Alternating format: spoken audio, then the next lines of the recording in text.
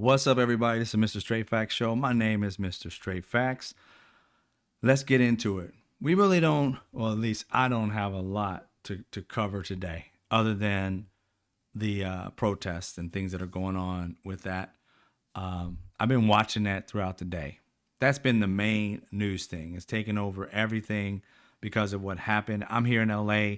A lot of people who know me and love me have reached out to me from other states and even other countries to see how I'm doing. I am doing fine. I wasn't out there, so I'm not a part of that particular thing, but I am a part of California, and I oppose what the government is doing 100%. 100%, hands down. And just like everybody else, you're wondering, like, what can you do, even if it's not your specific community? And I don't mean like race or gender or whatever community. I'm talking about the human community, American community, wherever you may live at. You can still support in some way, shape, or form, right? And I really wanted to come out today and pretty much just talk about the issues that all of us are going through. You got to understand something that in today's age, back in the day, you had more like, a Latin family was all pretty much Latin. You know what I mean? White was pretty much all white. Asian and so forth was pretty much all Asian. Now it is a potpourri of people and families. Only the racist family sector is like, oh, we're pure white from whatever, and ain't even a such thing. But still, that's what they think. But there's somebody's family member, loved one, that is in the trenches of this right now, right? No matter where it's at. They like to divide us by, sections, cities and states and north side, east side, whatever, east side of the country, all these different things. We are all Americans no matter where we live. And we all want to have a good life. And if you really think back, how bad was crime in this country before Trump came in? Was it really that bad? No. There have been worse years. There have been better years. But to have somebody come in and try and destroy everything all at once while fattening his pockets, while causing more division. Why did the military have to be on hold? Was 700 military people on hold on top of, him sending the National Guard illegally into California, because the process is to actually, it should be a request from the governor who runs the country. The federal government doesn't run the country, the state. That's why they like states' rights. So here you are with Republicans who always talking about states' rights. And you have the government infringing on the state's rights, determining what the state needs, as opposed to letting the states determine what they need, right? And then saying, oh, it's okay. We can continue to do this to the states if we so choose. Donald Trump said, was it last year when he was even running, that because of what happened in Minnesota before, George Floyd and all those things of that nature, he was like, next time I'm not going to, ask Mark Milley or Mark Esper whether or not I should be able to send these people in, which he tried last time, and they told him, no, you wait for the governor to ask for your help. They should be able to handle it. It gets out of hand. They'll let you know in advance if it's getting out of hand for their people. Then they'll call you in, and that's how this works. Donald Trump knows how this works, but he didn't care. He had already pre-planned that it was going to do something like this. You guys got to understand something. Project 2025 is in effect, full effect. That's what's going on right now. This shit was pre-planned. Piss people off, start doing these things. They knew Americans just weren't going to stand by. They knew that mostly liberal states were going to say something, do something. They weren't about to just sit by and let this stuff happen. They knew that, because every time they'd done something, like the last time he did it, this is exactly what happened. The first thing he did, well, when he became president, you had the women come out. They was wearing the pussy hats and all stuff like that. came out, marched in droves. Then he had the Muslim ban, marched in droves. You didn't think he would think that, you're going to go snatching people outside of what you said you was going to do. You're going to snatch criminals. That's why you even got Latin people saying, well, we want criminals out of our community too. And other people in different cultures, we want criminals out of our country, as if the criminals in your country were not citizens. The majority of the criminals in your community were born and raised in this country. And because of stoked racism, xenophobia, transphobia, and every other ism and phobia you can think of, you don't realize, the ones who voted for him, that you are all those things if you vote for them. This is what I trip off of. How can people say, oh, I'm not racist? How can I do that? I'm not this, I'm not that. Let me just put it in a scenario of me, okay? Just me. I ain't gonna mess with nobody else. I'm gonna say me. I'm a black man, right? I don't like the KKK, what it stands for, whatever. It is a terrorist group. But if the KKK was running for president, but they say, you know what, we're going to give black people reparations just so they can get in office, so they can do other things to black people and Latin people, but they're going to promise us money for all the shit that white people did. We're sorry, we're going to do this. I wouldn't trust them as far as I can fucking throw them. But that's to say that I would vote for them because they have an issue that I think that we should deal with. Okay, I'll vote for the KKK to be the president, the leader of the world. But I don't believe in racism. I don't like racism. I'm not a racist. I'm not a person who supports racism. The fuck you mean you don't support racism? Mr. Straight Facts, you voted for a racist. How the fuck can you separate the fact that you voted for somebody who hates you and your people just because they say they offer you money? Now that's what you got these white people saying, I'm not racist, but I voted for Trump. How the fuck can you vote for somebody who's a racist, a sexist, a rapist, a criminal, and then say you want to get rid of crime? You put crime in to get rid of crime. How can you say you're not for crime? How can you say that you're not for rapists? How can you say you're not for racism? How can you say you're not for xenophobia? How can you say you're not for transphobia? How can you say you're not for it when you voted for somebody who promised that they were going to do something to these people? You ignored that and said, what do you got for me? Oh, tax breaks? Okay. Money over humanity. Money over democracy. You didn't think that you was going to be put into that group of people he was going to fuck with. But you did no homework. He been fucking with white people and poor people his whole fucking life. But he didn't put you at the forefront. He put you in the background.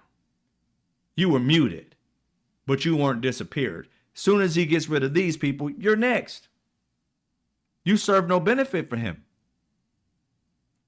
This man used to hire illegal immigrants, or I wouldn't say illegal, undocumented immigrants, in all of his places that he was making money so he could pay them less and not give you, the American, a living wage job. No. Every job that he had that you can make a living off of, that he was paying people, I ain't gonna say every, but many of these jobs, he had undocumented immigrants for decades. Not until he started running for being a politician, all of a sudden, oh, I'm against that. He's an opportunist. And these people, all he did was stoke your anger, your hatred, your fear. You can't tell me you voted for Donald Trump to have anything other than what's going on right now. You saw it in 2016, 2017. You saw it in his first presidency. So if you saw it in his first presidency, you just wanted more of the same. Ask yourself, if Obama could still run again, would you elect him? The things that he did for us. People are, oh, he didn't do it. You got health care. Many of these racists had no idea that the Affordable Health Care Act or the Affordable Care Act was Obamacare. They thought it was two separate things because a black man was attached to Obamacare. Oh, I don't want nothing to do with black people. Nope. Don't like it. Get rid of it. This entire time, they've been trying to get rid of Obamacare. Many of these dipshits thought it was a racist section of healthcare. A black man's section. Let's get rid of his section and keep the rest of it. That's how dumb, how racist. Yet they'll tell you, I'm not racist. I'm not biased. Really? You have no problem with what the things he said about trans people. See, you guys think it's about the trans playing sports. No, these people hate trans people, period. They just use sports for them to be able to mask their hate. They hate black people, period. They use DEI to say nigga. How do you not know this? How do you not see this? How do you stay blind to it? I know why. Because people in this country whose ancestors did racism, did slavery, they don't want to admit that shit happened. They do everything they can to hide it. Who else's history is white people in this country trying to get rid of? The only ones in which they feel like it puts a shit stain on them. Our history puts a huge shit stain on white people in this country. And they don't want that. They want to wipe it off, wipe it clean, but you still stink of it. You reek of it. The shit smell is still on you. Can't get rid of it until you deal with it. And when is this country going to deal with it? They're trying their damnedest to hide it. Trying to get their kids to never learn of the truth. The idea that these people, these racist ass white people, would put into the world that black people benefited from slavery. We learned to trade when we're the ones who taught those racist fucks the trades in which they say we learned. We taught you that. We brought it from Africa. How the fuck you gonna tell us that you gave us something that we shared with you and you stole and made a shit ton of money off of it because you were greedy and you were fucks to begin with? You stole something, you took it, and now you're trying to tell us we benefited from your thievery, your hate, your disgust, your shit stain you try to put on us. We don't have any part in that. And that's why they're mad. That's why they're angry. That's why they don't want their kids to know that their ancestors were pieces of shit. And they always trying to separate themselves from their ancestors. Oh, I'm not like him. How the fuck aren't you like him? You put this prick in the office. Dealing with the facts. I know it hurts, but pull off the damn Band-Aid. Quit acting like it never happened. The wound is there. Heal it. Quit trying to hide it. Healing it is bringing it to light. Healing it is saying I'm sorry for it. Healing is saying that these people were horrific. Healing it is telling these people and their ancestors to never don't tell them to forget it. Tell them to remember it. You have no problem remembering your history that you think is so great, but you want everybody else to forget theirs because you were the shit stain on their lives. You were the oppressors for them. Now you want to hide it so that you feel good. No, these people have felt bad because of your oppression for fucking hundreds of years. And now we're in a situation where the shit's coming to light. All the history and the whitewashing is starting to wash off. And they want to throw shit back on it and dirt back on it to bury it. We're not burying it. We're bringing this bitch back to life so that you know exactly what happened so you don't do it again. If you never know what you did, you'll continue doing it. As you see, Stephen Miller and all these other racists in office, they're bringing it back to life with a different name.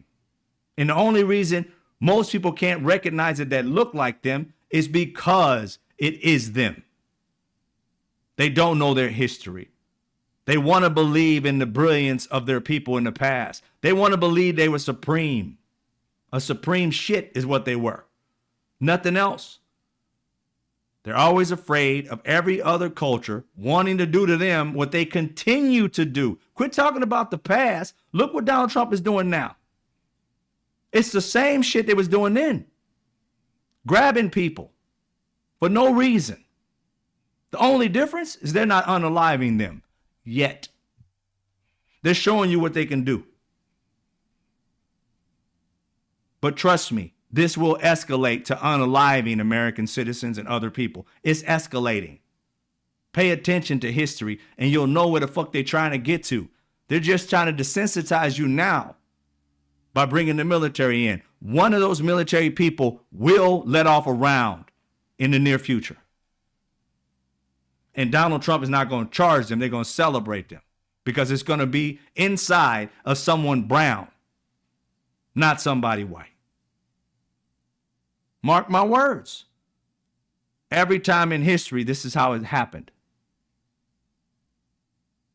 Unless Americans stand up for democracy, you're going to lose it. And no matter what people, you may be hyperbole. I'm getting sick of people dancing around what the fuck is happening. That's how every one of these democracies fell into dictatorship. Everybody's like, you're blowing, that's not happening. Nah, that's not going to happen. Go look in history. Every last time that it happened, these people thought it wasn't going to happen. There's a reason why there's phrases out there that talk about first they came after the certain race, the brown people. Then they came out, or black people, then the brown people, then, Asian people. Then you next, poor white people. They're going to separate what white people are. You're no longer white. You're Irish. One section at a time is how they dismantle it. And unless we unify around being American, this shit ain't going to stop. It's going to continue. They didn't wait 40 years just to stop here. Project 2025 is going to go to the end unless we defeat it. It's not like you're going to sit back and just chill out and relax and just go about your day. Things going to just automatically come back to normal. No, it's going to get worse and worse and worse. When are you going to try and stop it? When it's at this absolute worst? When people are being taken to ovens and shit? Is that when you're waiting for it? Mark my words, this is where they're trying to go. If they can't get rid of these people this way by law, trust me, they're going to go other ways. They're already breaking laws as you see it. Their judges are telling them what to do, and they're doing the opposite.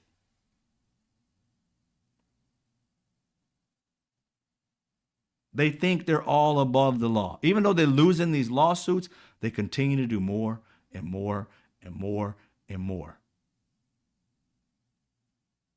Our government wasn't ready and isn't ready to defeat this because there's no strategy. It is only reaction.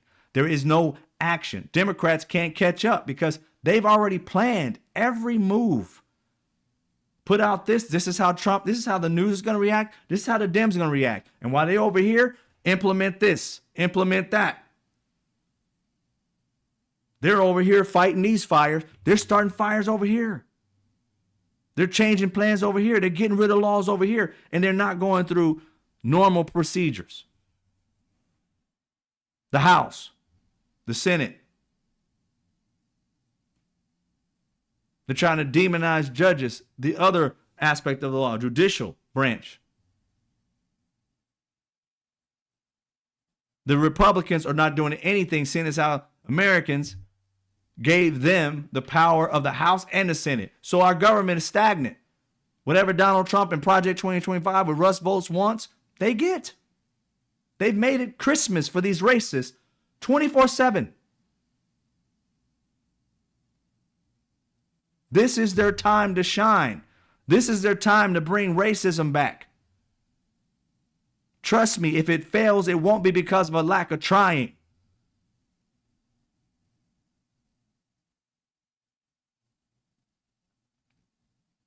I'm not trying to piss people off, but I do want your ass to wake up. What are we going to do? We're always asking this question, asking what Democrats going to do. Hey, Democrats, I got a suggestion. Why don't you guys lead these protests? How about you getting on the front lines and protecting the American citizens? How about y'all shut the fuck up for a few minutes with 15 different types of fucking like, oh, I'm gonna go celebrate over here with this, and no more oligarchy with this group, and no this, that, and the third. Fuck all that. All of y'all come together, have the dream team for democracy, and walk your ass down the streets in every fucking state, protecting them from the military, protecting them from all of that. If they got to do something to anybody, they're gonna hit you first. How about that? Solidarity. How about being a team? Instead of you guys all wanting to be fucking the next president, how about y'all set that shit aside and be an American? A fucking leader. Come together and unify. Quit separating these fucking separate groups about, I want this and I want that. I want America back. The fuck is wrong with y'all?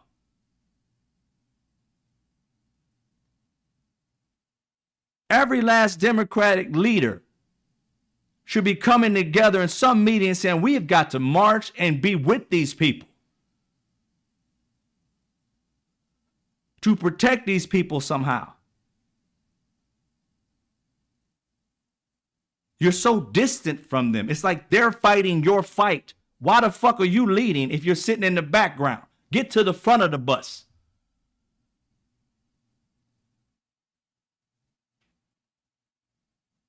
How about that?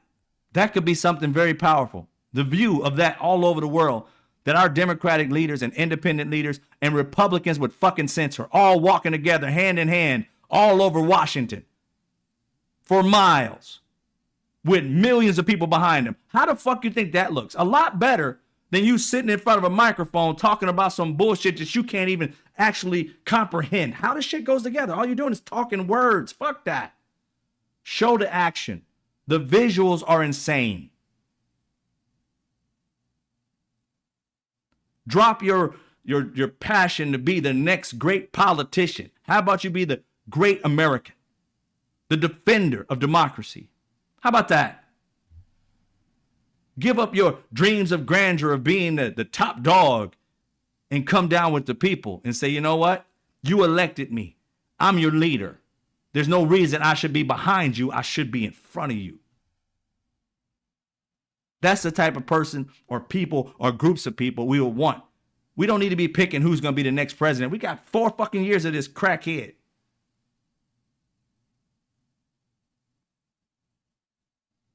You trying to be the next president is not on our fucking mind. Taking down this one is.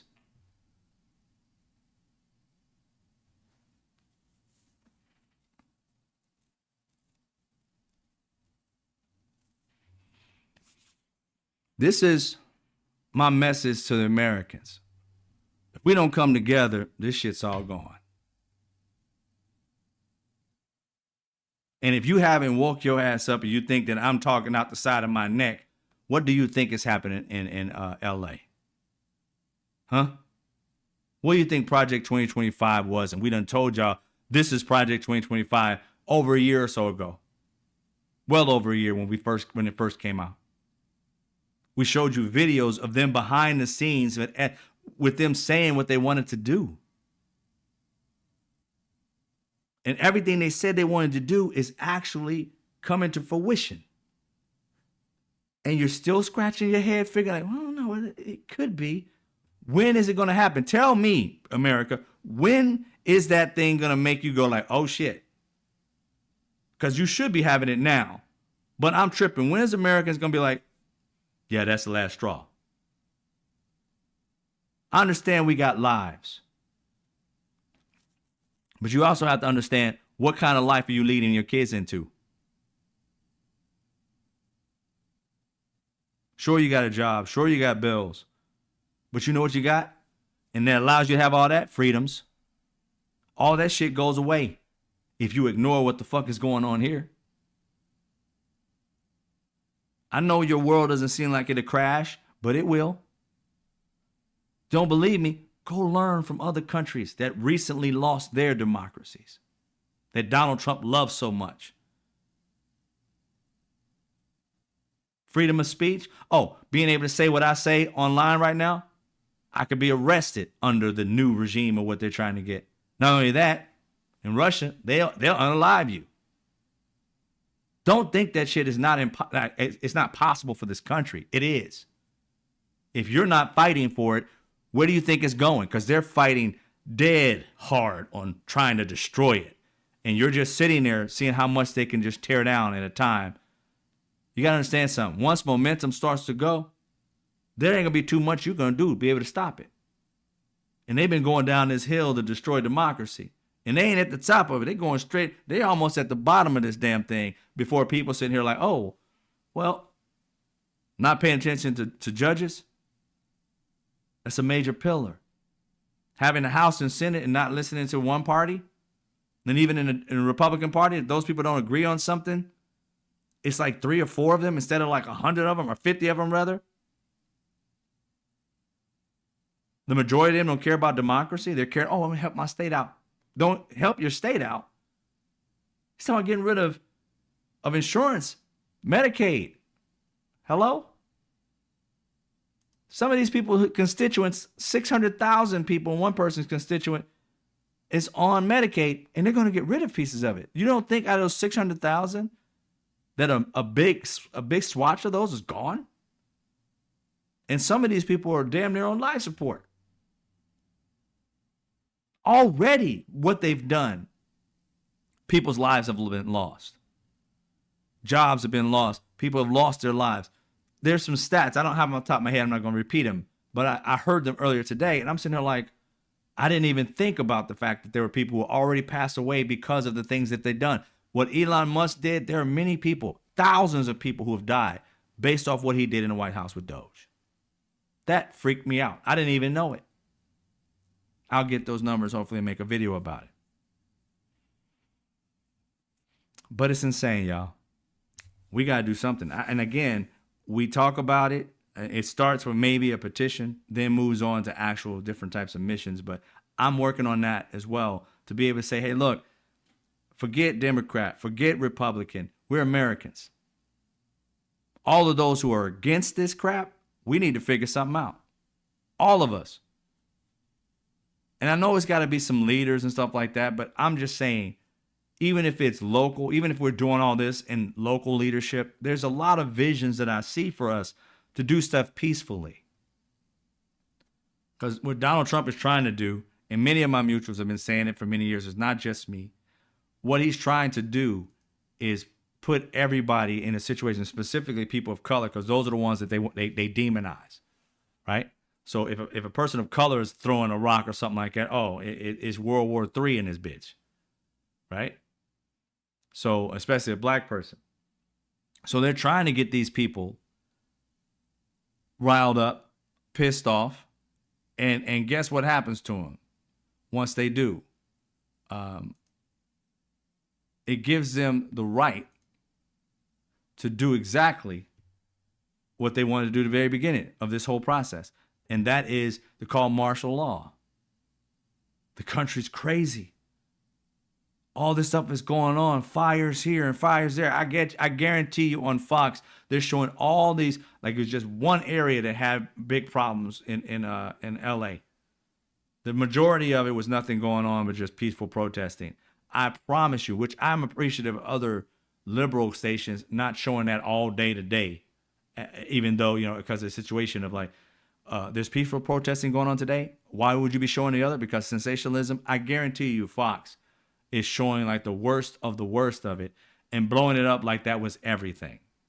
Because the plan is to make it seem as though we don't ever need an election again. Because the country's just crazy and the only person that can handle it and keep it on the right ship are Republicans and Donald Trump. That is their goal. That's why you hear a lot of people, specifically the 92%, they are the divining rod. They recognize as well as black men, this is the route in which they want to go. That's why black men and women are saying, keep your ass home, because that's what they're trying to do. They're trying their best to make this a serious situation where, look at all those black people stealing and looting. We must bring the military. They brought it out for the Latin people, but none of it. They shot bullets and hit a reporter who happened to be from Australia or something like that.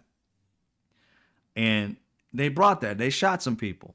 Yeah. And these people were just standing there doing nothing. They weren't rioting, acting crazy. She was literally right there, and people just walking around. They were shooting for no reason.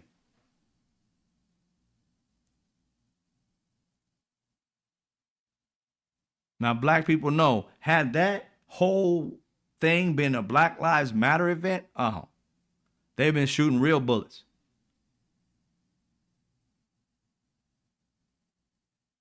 Because Donald Trump asked them to do so the last time. Just shoot him in the leg. He wasn't talking about the rubber bullets. They were shooting him in the leg, back, head, and everything with rubber bullets. He was asking them to shoot him with real bullets, live rounds in the legs. Mark Milley, Mark Esper said no, can't do that. That's what they're trying to do. They're trying their best so that they can get it to a point where racist white people can be scared that black people are in the street destroying things and burning down things. But see, they couldn't get a lot of black faces in these videos. And black people knew very well that that was the situation. Mostly white people in these videos. Some Latin people whom they allow to claim white.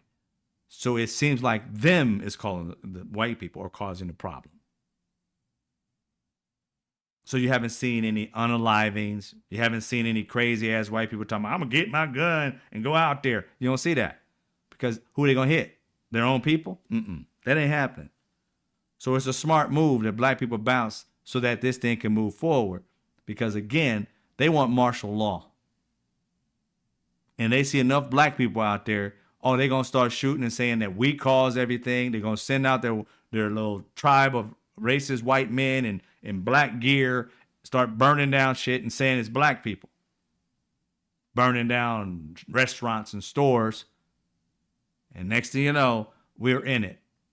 And he's going to keep that militarized bullshit the entire 4 years and say, we shouldn't have elections because we still got that stuff going. That's what he wants. We can't give it to him.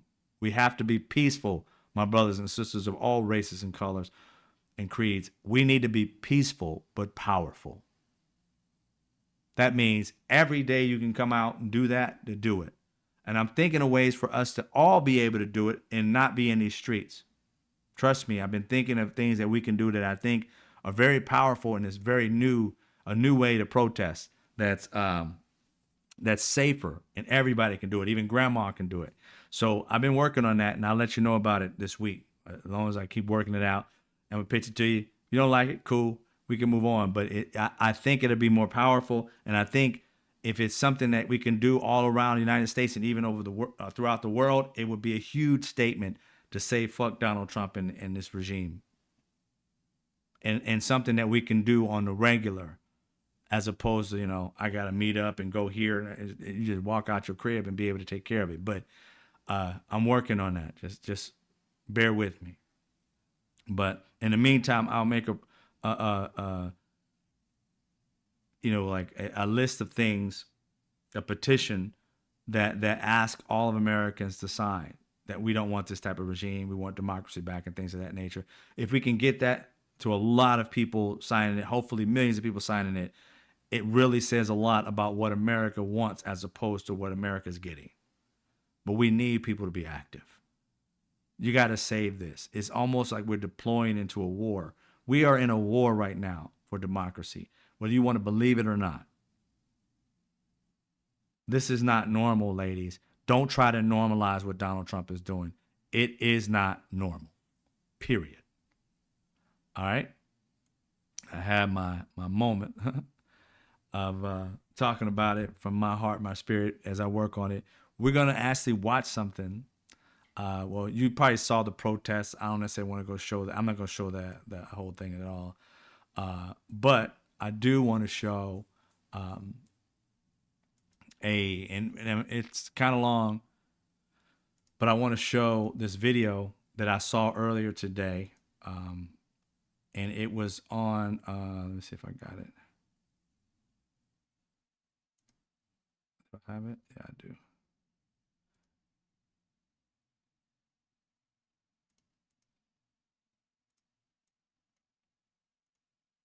It was on MSNBC, Nicole Wallace. And it was a segment where Nicole Wallace is talking to Eddie Glaude. Glaude. Uh, and I forgot the other guy's name. He's usually on Joe in the morning. I don't watch the show anymore, but he's usually on there. A bald headed guy. You'll see him.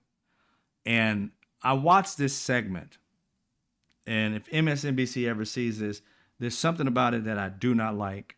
Not the itself, but I don't like about MSNBC. This, and you'll see it. Eddie Glaude's segment. He had multiple. He had at least 2 in this. His segment is what America needs to hear. And instead of it being blasted by MSNBC, I went onto their site to try and find this video, and I could not find it on their page whatsoever. They literally had the white guy in his message. The guy always has Wu-Tang on his laptop or whatever his thing is. That guy, they had him in his message. They had the other guy who was on location somewhere else, maybe in his living room or something like that. He was some kind of military guy or something like a retired military guy. They had his segment of what he had to say. Eddie Glaude was cut out. The most important message to Americans, even if it hurts, it was the most important message to have. MSNBC silenced that one, hadn't put it up. Now, if it's up now, cool. But those other ones in that same segment with all the white people was up. The educated black dude who has stingers of knowledge and facts. They hurt, but they're truthful. And they're what the country needs to fucking hear. They silenced that. That video was nowhere to be found. I went over to Eddie Glaude's site. The way I found it was going on to some YouTube site that had recorded her entire show. To get that clip out of it, I had to find it that way. MSNBC did not have this video anywhere to be seen up until the time in which I brought this show to air. And it is now 6:48 my time. She came on around 1 or 2 o'clock when this happened. It wasn't up when I got on the show. But we're about to watch this entire segment. I'm going to stop in between to kind of give you my commentary on what is the reason why I put this up today. But it needs to have a lot of attention. It really does. All right, we're going to do it.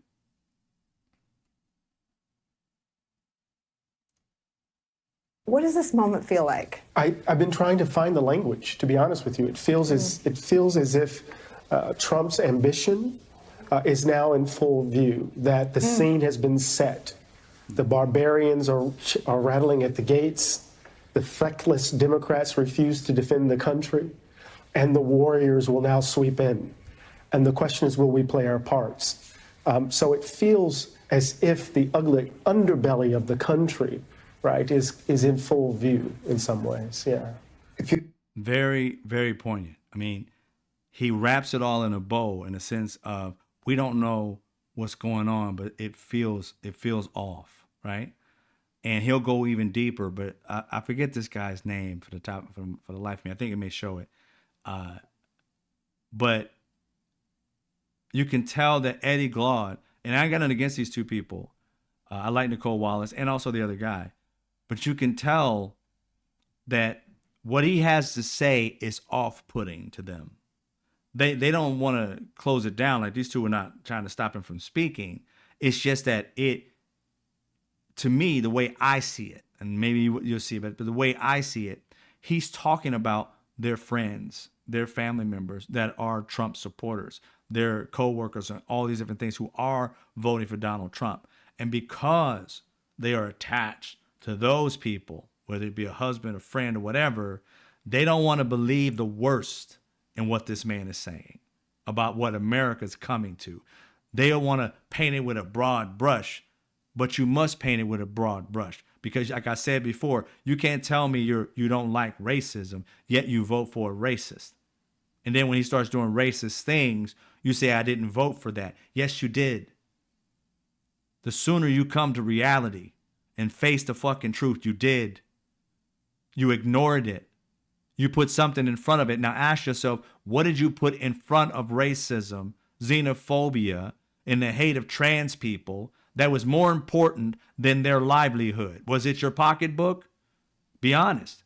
Was it because you made more money, you didn't give a fuck about these people's quality of life? That says a lot about you. Because right now, you're not in such a bad situation that these people still living on this earth in love instead of hate would fuck up your paycheck. It wouldn't. Quit lying to yourself. Donald Trump never told you he was going to do something for you financially.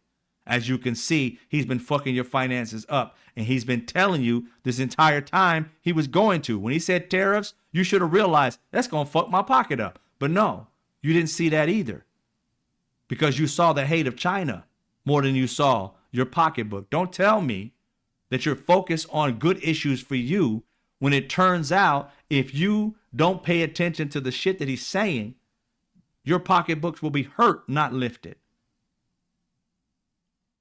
Common sense tells you that because you voted for this man, you believed in his policies of hatred, of xenophobia, of transphobia, of hating on China, and not looking inward and realizing it's your greed that allows these types of people to breed. And if you really look even deeper, you'll realize you have more in common with Trump than you have in common with the rest of us. You just don't want to admit the things that he does that are deplorable. You too, in your heart of hearts, wants those things. You just don't want the label of being deplorable. You'd rather let him have that name, and you just ride and die alongside said deplorable president. If it's painful, then you're one of it. If you understand, you know somebody you need to talk to. Let's keep it going. Feels predictable because Like we could have predicted we'd be here. because it was predicted. I mean, in January, February, I was not alone, but I said, look, there's going to be civil protests in the country over Trump at some point. We haven't seen them yet.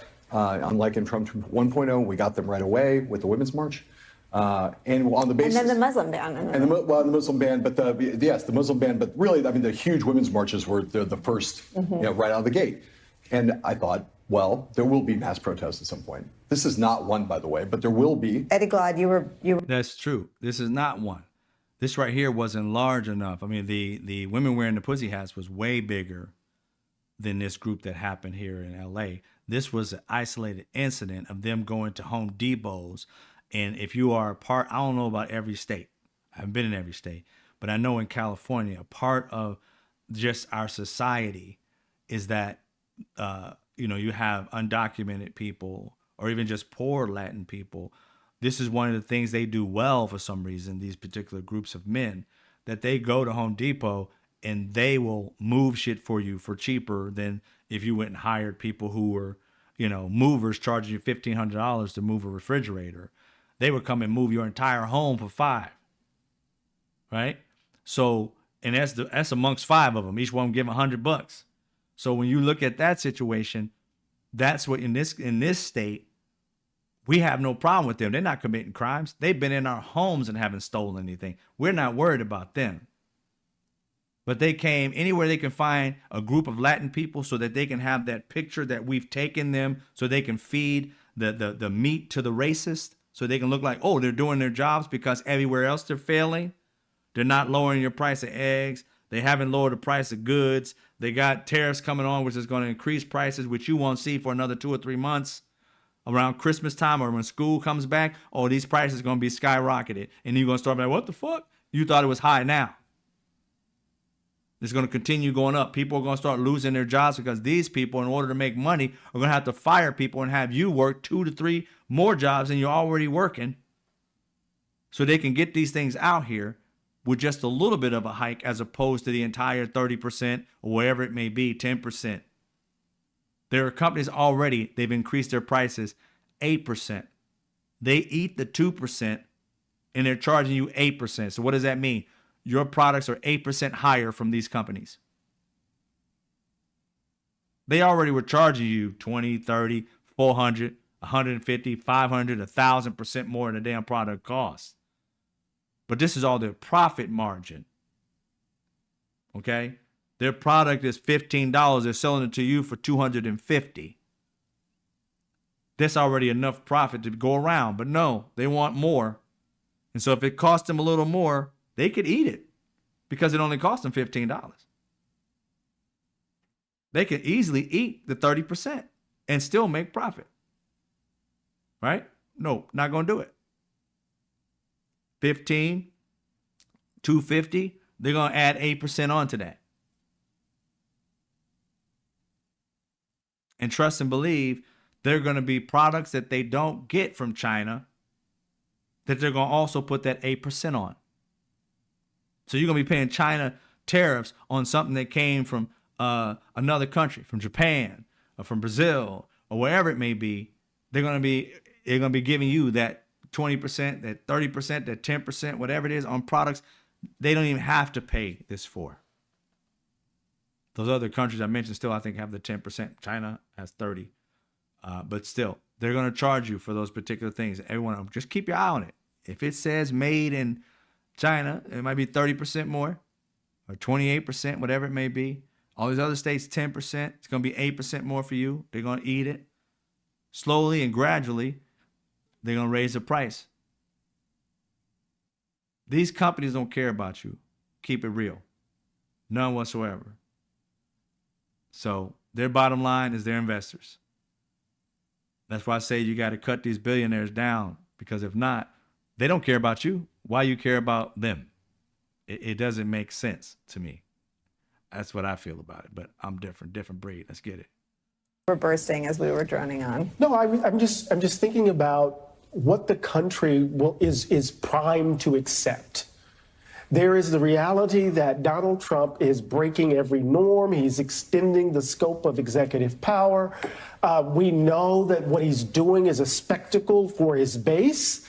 All the talk of the fallout between him and Elon Musk, all the talk about the bad version of the big, beautiful bill, all the talk about the grift in the administration is now gone. So the people who were clamoring. I led with it. It's not gone. I thought it's not gone. But what I'm saying, though, She had to interrupt with that. It's like, I'm not one of them. It's not gone. She gets what he's saying. There was no need to say that I led with it. We saw you led with it. I mean, you watched the show. It's just the fact that what he's saying is not invalid. It's saying that you led with it, but the reality is, who else led with it? That's the point. She had to extract herself from it. I'm like, we need to stop that, extracting yourself from something, because again, you trying to extract it belittles the fact that the majority of people are not doing it. But you saying that you did it, it kind of validates and you says the other people have done it too. Because she didn't say nobody else is not doing it. She could have said, I'm doing it, but I don't see it being done anywhere else. You're right about that. Okay, that's fine. But just saying I've done it negates the fact of his point to others saying that he got it wrong. And therefore, other people are doing the exact same thing that she's doing. They were not. Again, people getting hurt, and not in a mean way, but just getting hurt and not realizing that they're getting hurt defeats the cause. We're trying to solve a problem. If you're not one of them, shut up. We ain't talking about you. We're talking about the ones who are. Right? If you're talking about racism and you're not one of them, why do you have to negate yourself? You're not one of them. It's not you. Should be crystal clear. If somebody says something about gay people, whatever, I'm not gay. It doesn't include me. I can defend them, but it doesn't include me. I'm not going to bring up my voice and say, oh, well, I'm not against gay people. I'm like, it's obvious I'm here defending like everything good for everybody. I don't need to come into the conversation and negate myself. I agree with you. You're right. A lot of people don't.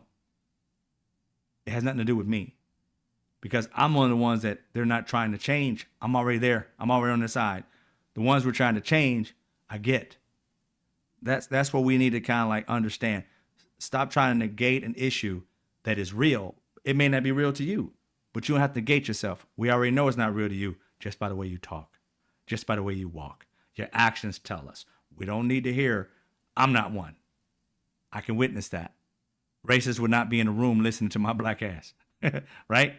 So I don't need to say, oh, I'm talking about the racists. Obviously I am.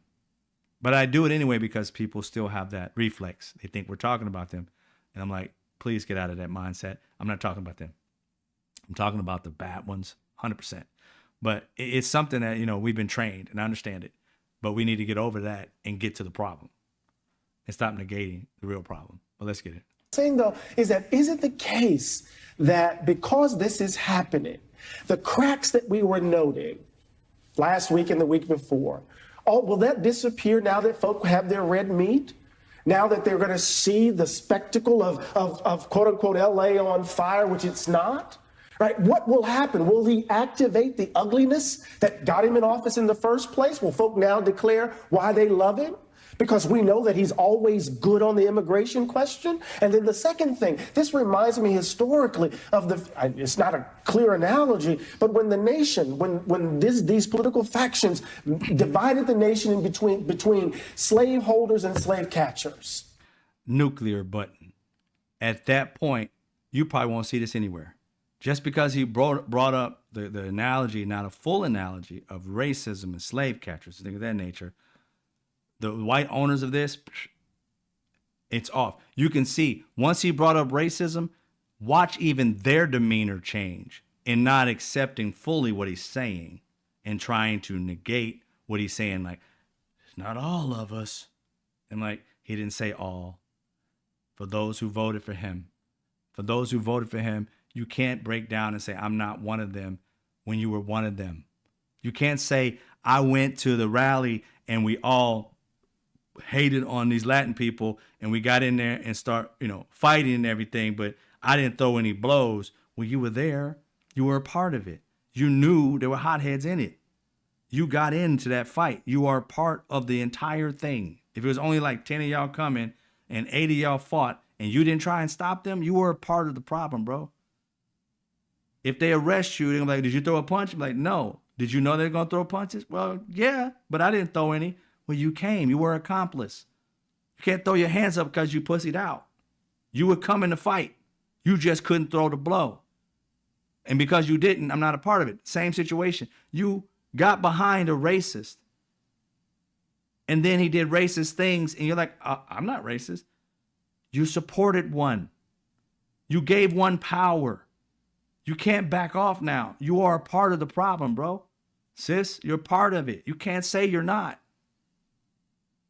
You can't put a gun in somebody's hand and say, I didn't know he was going to shoot. That doesn't make any sense.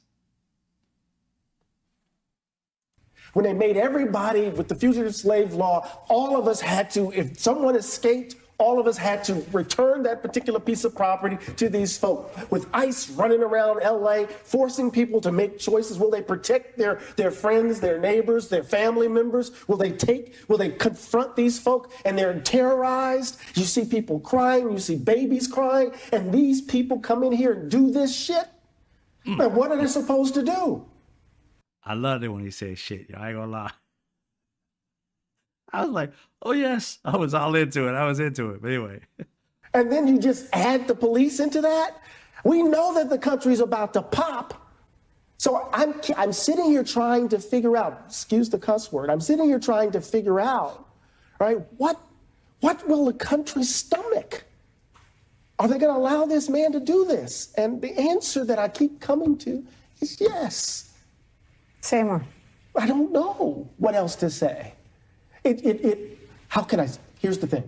Donald Trump, as a political charlatan of sorts, gives Americans license to be who they really are. That's it. License to be who you really are. I've been saying that forever. You can't take yourself away from the racism, the sexism, the xenophobia. You can't put that type of person in power and say that you're not a part of it. And every tyrant or evil thing that's happened in this country, in this world, in history, you can't say that because, Robert E. Lee did a good deed, that he wasn't a hateful human being in other aspects of his life. You can't go looking at all the good he did and ignore the negative. Can't say you voted for him, but you didn't vote for the shit he did when all he promised was the shit he did. It makes no sense. And that's the part of what he's saying. And this is just so powerful to me that this should be the thing that they be playing back to back to back on every show. But just like everything else, when a black person tells the world, especially white people, the fucking truth, not all. I don't know how to say when you, again, those people, they get offended and they want to hide this because it hurts. It's supposed to hurt because it's true. The moment it stops hurting is when it's no longer true. A hit dog will holler. And because there is some guilt amongst almost every white person because they know somebody like this, because there's times they didn't fight it. There are times to have comparison where, and it's not a full comparison, but there are times when I walked past a homeless person and something was telling me to feed him or her, and I kept my ass walking. That I look back and be like, man, that's pretty fucked up. I should have helped them because it was on my heart, it was on my mind. Why didn't I? Because I was thinking about me instead of them. My spirit called me to do it, but I didn't do anything. So I felt guilt, right? And that's the same type of situation when you have people who were raised around racist or they know their aunt and uncle's racist. You're not, but you've done nothing to the one who is. You've done nothing to solve the problem. You just let that one just fester while you keep moving. You can't change anybody. But the reality is you had that feeling that you should have told your aunt off, but you didn't do it. So the guilt is, I let it even live today. When it's around me, it should die. You can be racist all you want outside of my face, but in my face, your aunts and uncles should not be able to pass off the N-word, should not be able to say the things they say about a black couple or an Asian couple or a Latin couple or anybody. I don't even let around myself, even when I love my brothers and sisters, but if they got something to say that's untoward toward an Asian, a Latin, or anybody, I got issue with that. I'm like, yo, man, we don't need that here. We already don't been through enough shit. We don't need to be a part of the same fucking problem. To whom much is given, much is expected. We've been given this pain. And what's expected of us is to be better than them, not worse than them or exactly like them. We are supposed to be setting the example. Why do you think we've been fighting this entire time, just like God or Jesus was fighting for good? See, you understand something, black people. I want to speak to you for a hot second. And people may get mad at this, but I've witnessed this in my life. I grew up Christian and went to churches and multiple churches. And one of the things I realized that Jesus did, Jesus always loved on people even when they was hurting him. Even in his last minutes or seconds of his life, when these people were torturing the living fuck out of him. Sorry to use that. I ain't gonna say sorry. That's who I am. They were torturing him. Put him on that cross, if you believe in this. As he was being murdered, this man said, Father, forgive them, for they know not what they do. Who does that remind you of in this world? Black people. For all the pain that white people have caused us, we still got love in our hearts. You got white people who will literally say, if a black woman gives you a compliment, it's the best thing ever. If a black grandma gives you a hug, it's like, oh my God, it's just unbelievable. If they call you baby, the way they call you, they invite that black mother or grandmother has been through absolute hell on earth. And she still exudes love when she should only exude hatred for them. That's Jesus. That's God living in her. That's the part they hate about you, is that no matter how much you don't been through, you still got a smile. You still got love for people you shouldn't have love for, just for the fact that just that skin has caused your family pain. Yet you still see love. That's more Jesus than that culture could ever say it has ever had. That's why they hate you, because you're more like the Creator than they were. You don't have nothing in your history in this country that makes you like Satan. It has you more like Jesus. That's why they hate you. Understand where you stand and what powers you have. The most hated is the most loved. Jesus was hated because he was powerful with his words. He was powerful that people wanted to be like him. They loved everything about him. But the people in power couldn't stand him because people loved him and he didn't have to pay for it. It was just his spirit they loved. just like that black grandmother. They love her spirit no matter what she done been through, how she been crucified. She is still loved. That's why they hate you, because you're more like the Jesus that they pray to than they could ever amount to. That's why they hate you. They can never be you. Why would I want to be like the inferior? Why do I want lips like the inferior? Why do I want a body like the inferior? Why do I want that love that grandma has, black grandmothers have, if she's inferior? They don't want that inferiority. They chase superiority, and they got to say it, because what you look like and what you do doesn't exude it. Love. That's what they say God and Jesus is love. This is hate. So how can you find Jesus in people who look like that and do those things and say that they're close to God? How? They can't be. Just by the book they read. It tells you even Jesus was bronze. And even then, they're literally saying, I'm ashamed of Jesus, because they won't even let Jesus be the color he was born. He had to be white so they could accept that there's something like him. Doesn't that show you something, black people? If you don't believe me, go look it in the book. If you don't believe in the religion, I get it. I'm not in a religion anymore, because I want unity. But it's those hateful ass people, the white people who want their damnedest. Not all white people, again, people, I gotta say that. They're the ones that want what you have, but hate you because you have it. We didn't ask for this. We were born this way. The hatred for us is because we're more like the Jesus they pray to.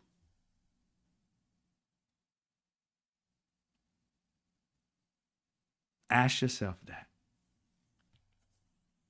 The one where they believed was good, and no matter how he was persecuted, ask yourself, when you see, when we had the pandemic, how these hateful, not all again, white people were on the ground throwing fits, crying and bitching and moaning and hitting people and trashing people's stores, looting and shit over the fact that they had to wear a mask. Took my rights away, couldn't handle that. Does that sound Jesus-like to you? When their rights were taken away, they started acting like demons instead of Christians. Black people wish it was that all we had to do was wear a mask and we'd be fine. We'd never have all this shit of worrying about our kids being unalived, just walking out the door because of the color of their skin. We would love that. Keep in mind, Jesus was persecuted, and on his deathbed, so to speak, which was on a cross, forgive them, for they know not what they do. And black people, I know, many of us have said over the years and years that if we treated them like they treated us, maybe they need a taste of their own medicine. But we've never done it because it's not who we are. It's not what was put into us. Ask yourself a question. Sometimes we think we're weaker because of it, but no. You're more like that man that people believed in that said, forgive them for they not know what they do. We keep seeking equality, not revenge. We keep seeking love and power with love and unity, not division. They seek division because it's the only way they can rise. Think about it. These hateful ass people seek division because it's the only way it becomes fair for them to rise through the cracks. Without division, they're mediocre. With it, these people are so pissed off at each other and in their own little corner, the ones who don't give a fuck about any of them, the left or right, rise to the top. Because otherwise, they'd be down at the bottom. Down there with the catfishes. Just saying. All right, we're going to continue. If we can get it going. They don't have to pretend. And when you see what they really are, who they really are, these people who support him, right? It's dark. I guess my hope would be that, you know, the people he's deporting, 9, 12, and 15% of all Americans support the deportation of men and women who've been here a long time, men and women who've had their children here, and men and women who have jobs. 9, 12, 15. Right. 87% of Americans support deporting adjudicated violent criminals. That's not who he's picking up. Right. Right, but he's still picking them up. He's still, I mean, I think, I've been in Paris, I've been in France for the last week. And I had this interesting conversation with this guy. He said, he's an older guy. And he says, when I was young, all that I ever wanted to do was to come to this country, to come to America. Everything about America was the place that I dreamed. Now my children don't want to have anything to do with that place. Right? So there's that reality. Then I fly back in last night and I'm hearing and I'm watching this in Charles de Gaulle before I get on the plane, and I get back here and I'm just wondering over and over again, right? What have we become? Because you can cite those numbers, but the world that we inhabit is that Tom Holman and others are terrorizing our communities, right? And it's happening, even though those numbers say that a lot of people disagree. Now, see, the part of this he said was very poignant. He says, what have we become? I want to address that. That right there is, how can I say? It is a politically correct statement. It is a non-threatening statement. Hold on, I got to pick stuff. I'm sorry about this, ladies and gentlemen. Something's delivered to my home. I've been waiting all day for it. Give me a second.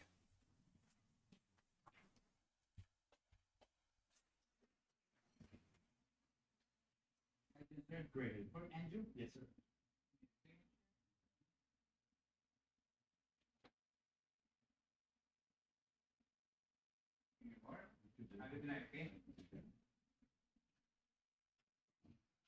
Thank you guys for waiting.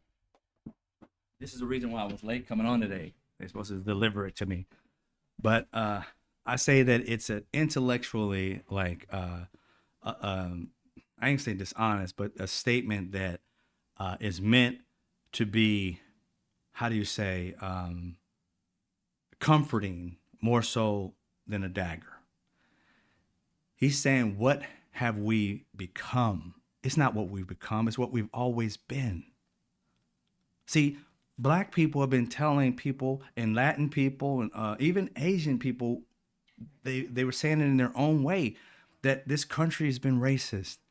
But we've been trying to fight through just saying that it's not, that you know, we got a younger group, we moved into suburbs and we have opportunities, and nobody's saying those things aren't true.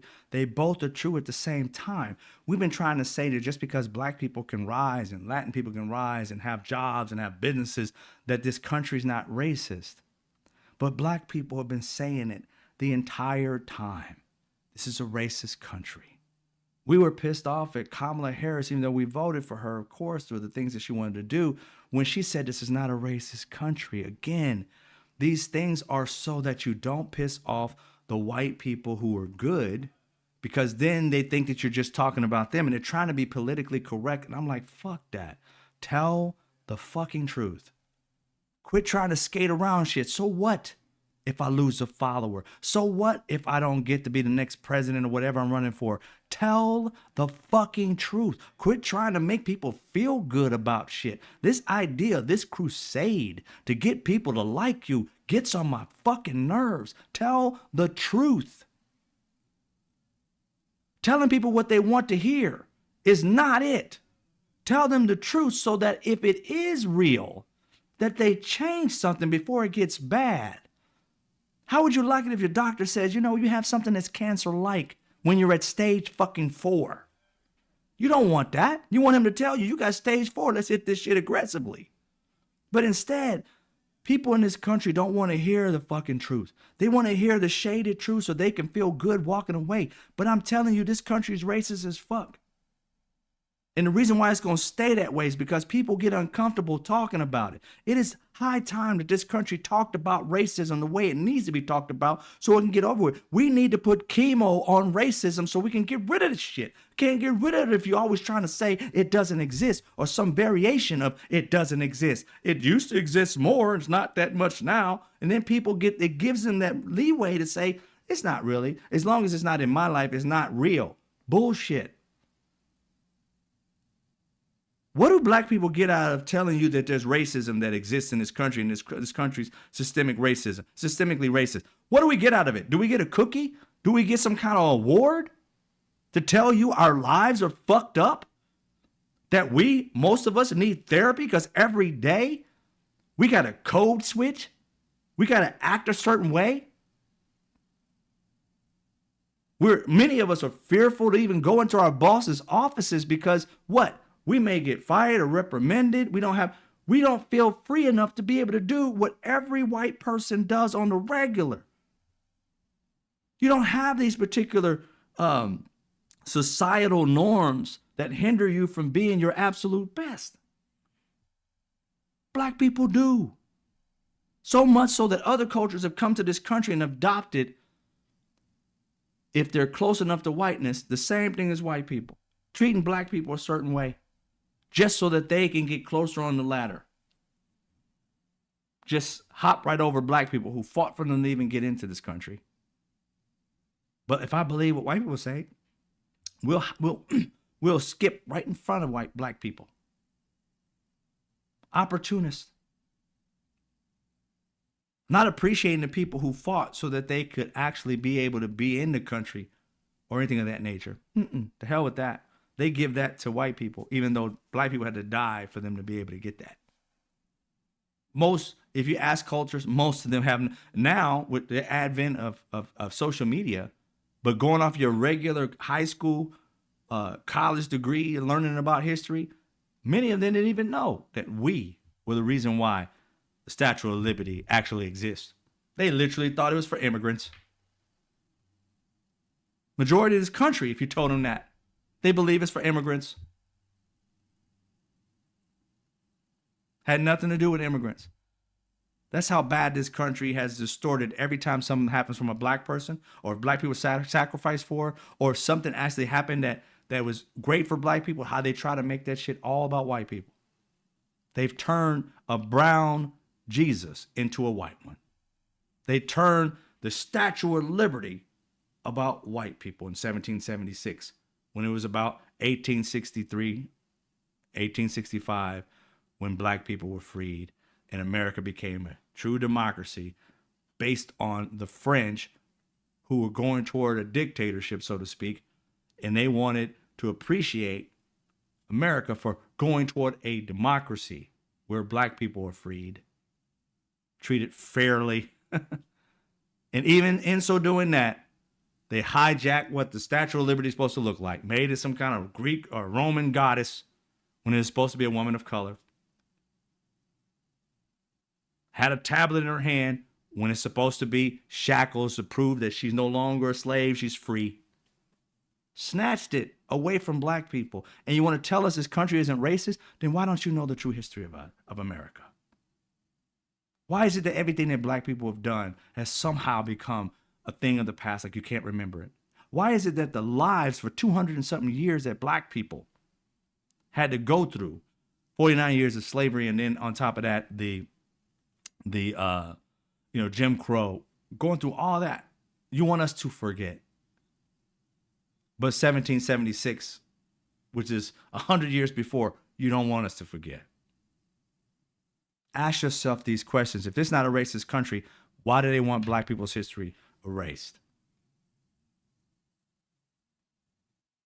Why do they care so much about their white kids not knowing the truth and don't give a fuck about black kids not knowing their truth? You can't say you don't give a fuck about black people learning about themselves and being prideful of where they came from, and at the same time say you're not racist. then why are you trying to govern their history? I don't see any black person saying, let's not study white history or European history or Asian history. Our culture doesn't ask to erase you.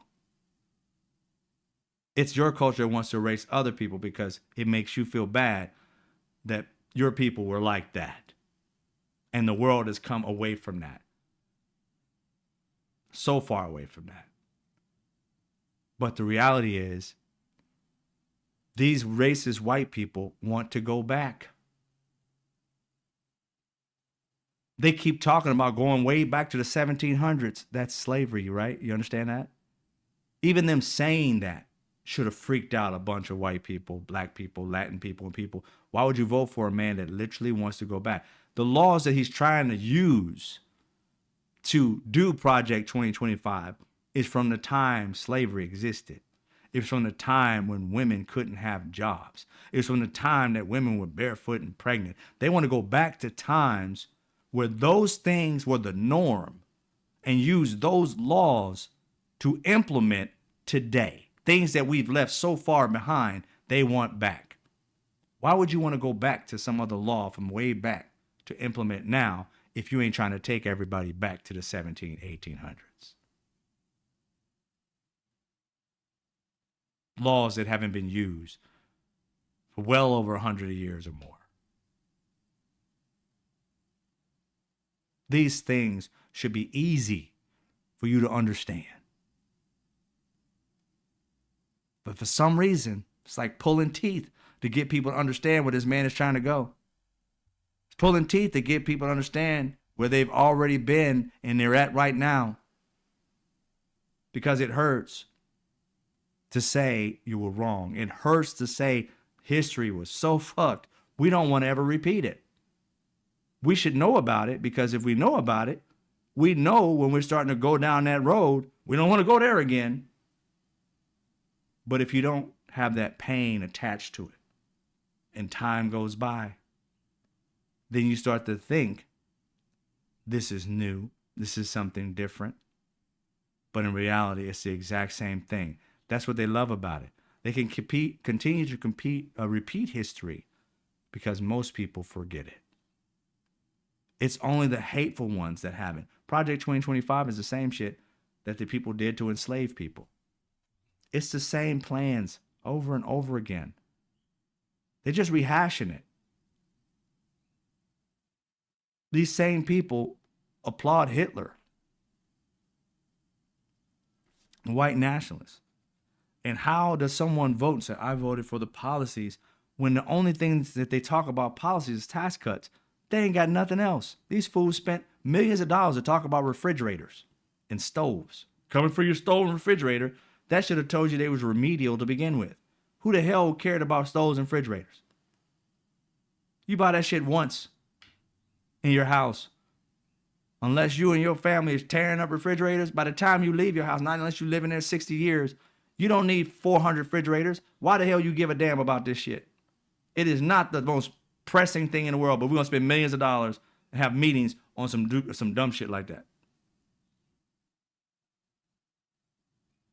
When we got people not eating, when we got programs that our military men and women are having problems with, these are the pressing topics. When American citizens got to work 2 and 3 fucking jobs to get by, these are the topics that you need to be talking about. You talking about refrigerators. Not unless you're giving those bitches out for free. The hell we care. There's more pressing topics. They're just about division. Bring up stupid shit, a bunch of them, you're all over the place. We need to get back to the fact of what Americans want. We want peace. We want a democracy. We want just opportunities. You ain't got to give us anything other than opportunity. Don't hold people back because of the name or the color of their skin or who they choose to love. Educate people so that they don't do stupid things and have better lives. I mean, these things are simple. We're putting all this money in the pot for what? So that billionaires can build shit that most of us won't even use?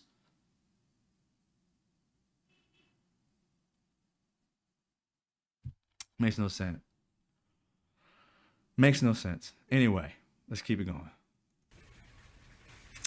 I think it's a big, complicated country, and I'm with you, brother, that there are way too many people for whom that's okay, and we'll let our fine with it. They applaud it. I think it's a good thing. I'm from California, so I've had people my whole life like, a lot of the country hates California. They don't even think California is part of America. They look at that and they don't think it's really in their community. They don't think it's in their neighborhood. So they see what's going on there. They think, they see a picture of a guy in a mask with a Molotov cocktail, or they're lighting a fire and applauding, cheer, whatever. And they think, nuts in California, Trump's doing what he needs to do. And that's circumstantial. They wouldn't feel that way if he was in Dallas or if he was in wherever their hometown is. There's, to your point, Nicole, I think there are tens of millions of people who are outraged by what's happening. There are tens of millions of people who are not outraged. That's a troubling thing if you're of your cast of mind and my cast of mind, Nicole's. But I think one of the things that part of the reason why Trump is able to do these things is because they are these, we say, Tom Homan, there's all these isolated things we could point to that are terrible. But for a lot of people, they are very distant, and they are like a television show. They are a thing that happens in some other community, to some other family, in some other place that feels foreign to them, especially in a very divided country where a lot of red America, really not just California, but New York, the places where we're sitting right now, they don't really think that we're part of the same country. And in a closely divided country, there's also the people who do find it appalling and don't know what to do about it. I mean, what would the council be if you said, well, they're going to allow him to do this? I totally get the impulse. But for all your liberal friends out there who would like to know, what would you like me to do, Professor Glaude, right now to stop what's happening in LA? That would be effective, that I would be able to do today. What would I like? I'm not being condescending. I'm saying, look, literally, I think a lot of people feel powerless in this moment too. So I get his point. But the thing that I like I said before, he went about the different variations of how people are accepting it, and it's the real world. These are how people are. Some people are like so distant away from it that don't do anything with politics. Others are, different variations to the point where people who are actually on the street dealing with it now. But the reality is that we didn't think about being so separate when 9/11 hit. When 9/11 hit, I wasn't in New York, right? I wasn't in Washington, D.C. Not at all. But did I feel the pain? Did I watch the videos? Did I donate money? Did I go and give food for people that were going through certain things? Did I pray for them? Were they on my mind? Did we watch the memorial when they rebuilt it? Did we, every year, do we all kind of say never forget? Of course we do. So this is our 9/11 for democracy. We can't sit here and say that it's not affecting me. It fucking is affecting you. I mean, quit. It just drives me nuts. These white farmers who are saying they're losing their farms because of what? They can't have workers because their workers are fleeing back either to whatever country they came from, or they went into hiding into places where they're not going to get raided, or hopefully, or staying at home and eating crackers or noodles and shit until they hope this shit rides over. But the reality is that farmer is going to go out of business because ain't nobody else going to that damn farm. And if that farm stops making food, that fucks with you. The prices of food is going to go up because it's going to be less of a product and more of a demand. We got to get out of this mindset that it's not a part of me. It is 100% a part of you. Are you American is the question. And if you are, then you need to be engaged. Learning about what's going on. If you don't know, learn.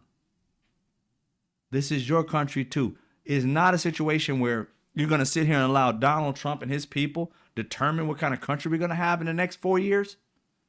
The things they're destroying are not easy to fix. The court cases that are saying that these people have got to be rehired back, that Elon Musk fired, how is that going to work?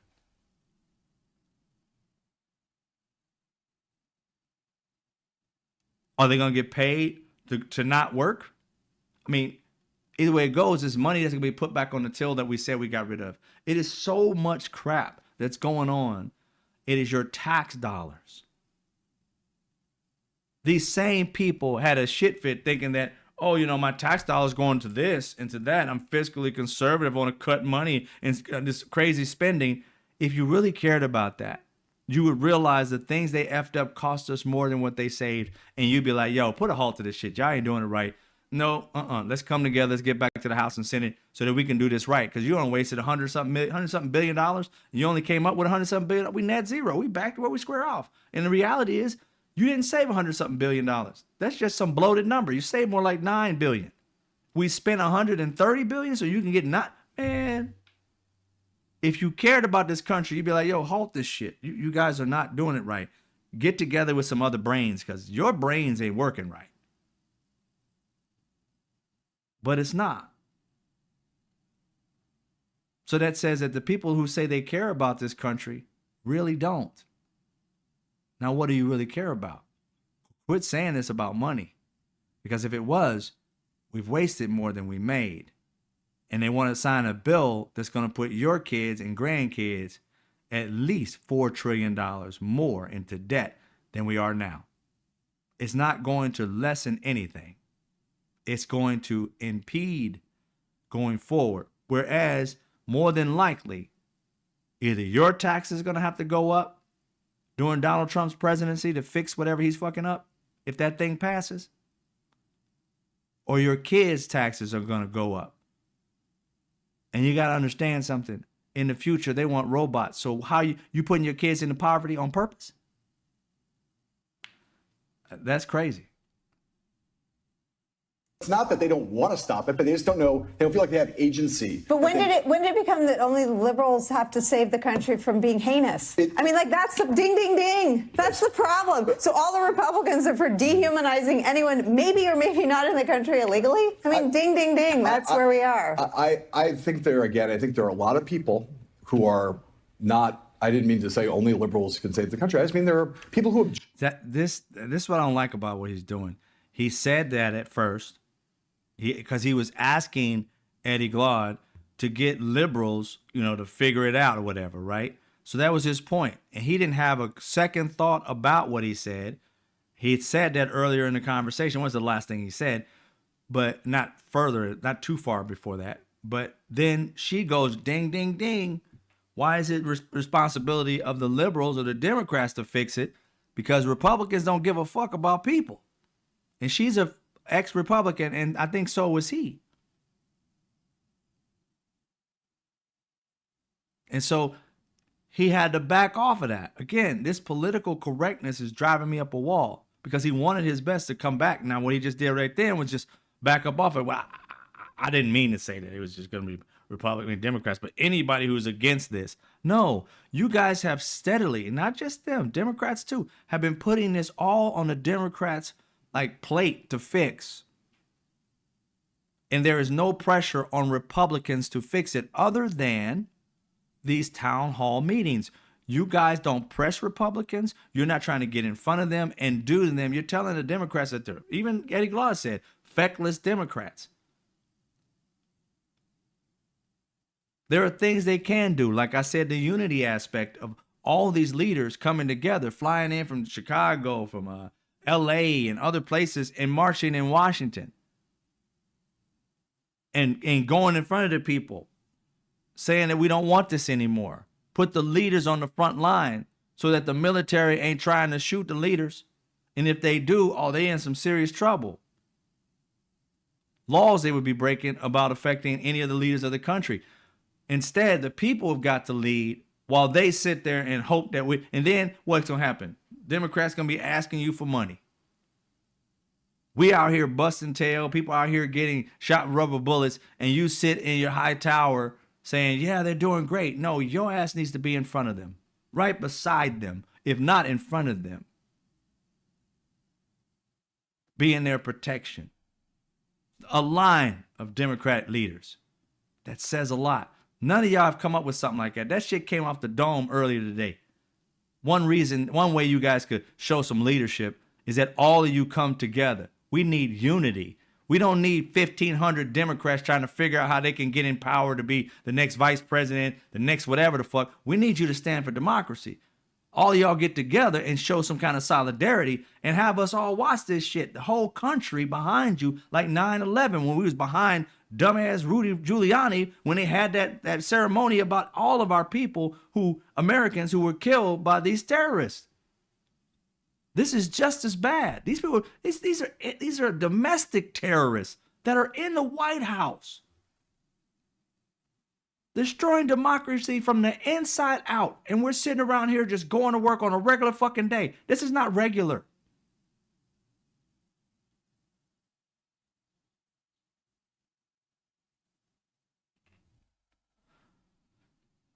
Object to this from whatever place they are. I think we have a polity in the country that feels highly powerless and as if this is all a show they're watching, and that they don't have agency other than the ballot box. And so for a lot of people, they would say, I would love to stop this. Give me something a paper to sign, give me a button to push, I'll vote to stop this. But I don't know how to do that until we get to the midterm elections. That's the mechanism we have for this. I'm not saying that's a satisfying answer, but I think to say that all of America, is endorsing this in some way because no one's stopping Donald Trump is, to me at least, painting with a slightly too broad a brush, because there are a lot of people that we all know who are horrified by this, but either feel powerless or feel like it's far away, or for whatever reason have bigger problems on their plate at home because of their kids and their spouses and their job, and they're out of work, and there's a lot of things that are going on with people where they look at this and go, that's bad, man, but I have other things to deal with that are closer to home. So that part right there is everything. This man just spit out the fact that you got people, when Eddie Glaude was talking about Democrats are feckless. No, these are Americans who are feckless. You think that you running off, tucking tail, and just living your life normally, that you won't be affected? What's going to happen if Donald Trump gets everything he wants? Black people, do you think you're going to have the jobs that you have? When your bosses can literally say that you're not qualified, you got hired by DEI and fire you, do you really think you may not think it's a reality, but look at what happened to them in the White House, or in the White House, and also the Pentagon and the Department of Education and all these other places. They didn't think they were going to lose their jobs. Hell, these people in these farms, they didn't think they was going to lose their jobs. These people being deported that are American citizens, or at least here following the proper process, didn't think that they were going to renege on the proper process and ship them to jails. Are you waiting for it to be your turn so that you can make a viral video and I never knew you was going to fuck with my... Are you waiting for that? That's too late. That's when you're in the shit. Your time is now to look at Americans and say, you know what? I give a fuck about Americans. This is our 9/11 moment for democracy. Never forget. You got to fight now. And people say, oh, I don't know what to do. You know what? Call your senator. Call your representative. People think that doesn't work. It does. Connect with your neighbors. Have conversations. It works. Just sitting in your room hoping it goes away. I mean, you could pray, but it's not going to go away. They're actively doing shit. Passively hoping it will change. Thinking that, oh, I don't have any power. You have power. You have agency to do something. I know it's stunning. Like, oh my God, I don't know what to do. I don't know what to do. Something's better than nothing. Me talking about it, motivating people, is better than sitting in here and not turning this camera on and doing nothing. Getting your own platform and telling people what's going on is better than nothing. Writing a letter to them, even though it's old school, is better than nothing. Signing a petition to say, I'm through with this, I'm done with this, is better than nothing. Movements happen for a reason. Things start to change for a reason. Having a strategy is something that we all need to focus on. And like I said, I'm working on the petition that I'll be putting out this week, I'm working on that as we speak. I started it earlier today because I just got fed up after watching this. I realized something, that we need to unify around American, just the idea of what America is and what we want. And it starts with realizing that you're part of a bigger group than just you, your family, and your friends. If you see a petition with 1 million people signing it, you know that America wants this, and you're part of a bigger thing than just being you and yourself. Then being able to hold different meetings within your own town, talking about what it is that you like, getting to know your neighbors more so that you care about what happens to them. If your neighbor's trans or this or that, and you're not in just your own bubble, you get to hear what their problems are. You don't have to see it on the news. You can see your neighbor whom has been a great neighbor, but maybe at home with 2 moms or 2 dads, and you guys can connect and understand the things that in your communities that you want. Everything's so distant. But if we find a way to come together, we start to understand what we want. We start to find some kind of unity. Maybe the first thing we need to do is find unity. The first act may be just to find unity, then devise a strategy. Everybody's included. Fighting for democracy, all of us included. Unifying around a certain thing, and that everybody in every state is doing the same thing. Organizing. And it can be very simple. And I'm going to go into that later this week, but I came up with something that I think would be very powerful, a very powerful message, and we wouldn't have to, even grandma, like I said, can even participate. It ain't getting out in the streets, but it's unifying. It's creating communities again, being able to have that, next door neighbor or somebody, being able to know them. Some of you guys may still have that lifestyle, but most of America doesn't have it where we know our neighbors, right? Not that we can go to next door. Back in the day when I was a kid, borrow whatever sugar or, help you with a flat or whatever it may be. Most of us don't know our neighbors, don't care about our neighbors. And I think once we start to know about each other, it's less hard to get on social media and believe the BS that people can feed you, because you know these people in this community, or some people in this community, and therefore these stereotypes don't live, because you can point to your next door neighbor and say he or she is not like that.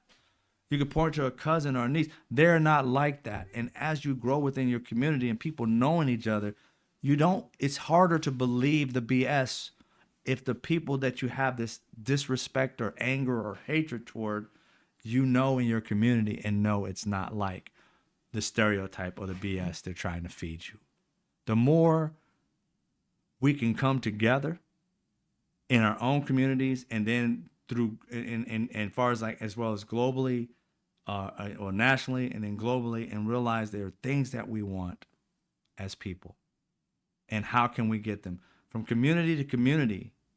We can grow, and the more we deal with community and stop dividing ourselves. I'm from LA. I ain't got nothing against nobody in Georgia, Mississippi, Chicago. That's BS. I've never believed in that shit. I never believed in a gang mentality. I've always believed no matter where you go, there's family. I'm originally from Indiana. I never came to California thinking like California is this and that. I don't think I came to California was what an earthquake's like. But the people, they were different. Like I tell people all the time, when I first came to LA from Indiana, LA, I was, black people, even black people are different. I walk around, when I first came to LA, I'm all like, wow, big city, blah, blah. And I walk around and I see black people, I'll be like, giving a nod, like, what's up, man? How you doing, brother? And I lie to you not, majority of the time, they looked at me like, who the fuck are you? What set you from? I'm like, set? What are you talking about? I had no clue, no gang-like mentality whatsoever. Wasn't around any gangs growing up. So I'm like, well, set? What is he talking about? I had to find out, he's like, fool, whatever. And he just walked away. I had to find out from a friend that I work with. I said, yo, man, somebody came up to me and said, what's this? What set you from? I'm like, set? What set is he talking about? And I was like, and I'm probably sure I've seen it before in a movie or something, but when I was in my 20s, I'm like, I don't know what he's talking about. I didn't know set. Right? And my friends had to tell me, yeah, he's talking about what gang, where you from? I'm like, oh, shit, And those types of things happen. But it's about, again, this division, this idea that just because, like he was saying, that they think it's a different country, like California, different than a red state. I'm like, why are we red, blue in this shit? No matter what state you're from, you want your kids to have a good education. You want, your kids to have a positive life, good health care. You want, your wife and yourselves to have a nice home, a roof over your head, to eat good food, whatever that may be, Asian food, soul food, healthy food, whatever, right? So we want the same basic shit. Where does the division come? Where does the division come? You think I'm taking something from you? How? I don't know you. We're all putting money into the pot.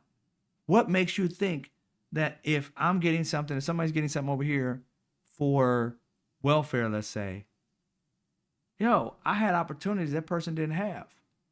I'm just paying my taxes normally. I ain't paying no higher taxes because they here. We paying taxes. We paying our 30%, our 40%, our 50%. If we're making more, our 14 or 15%, we're all putting in our work. Why are you caring about this person being poor and having to get Medicaid or welfare? Why do you care about that?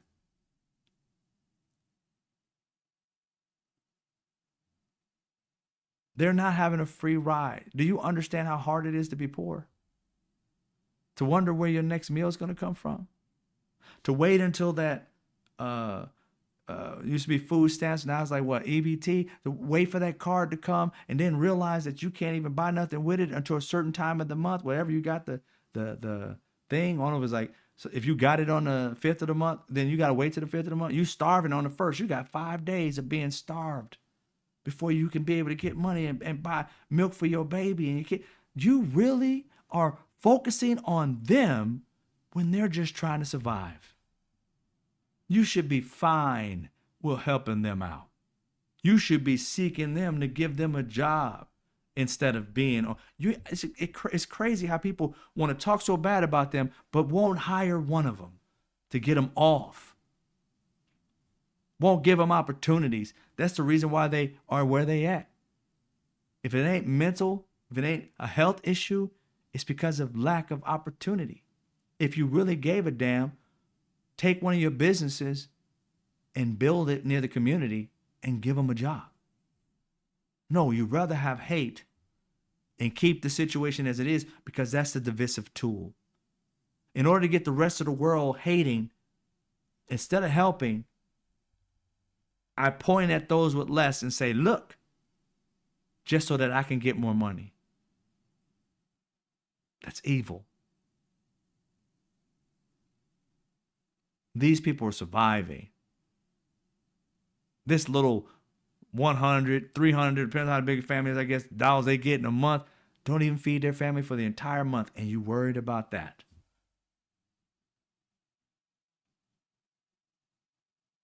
Division is eating us alive.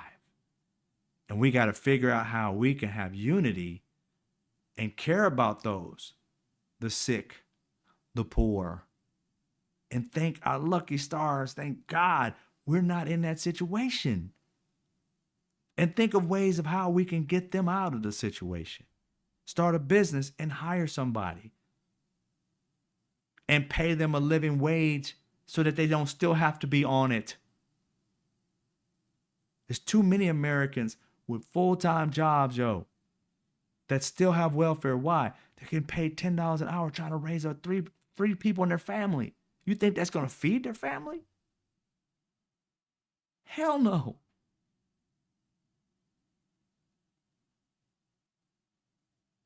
So why are we divided? Let's unite. These types of things get on my nerves. It's like, stop dividing yourselves over silly shit.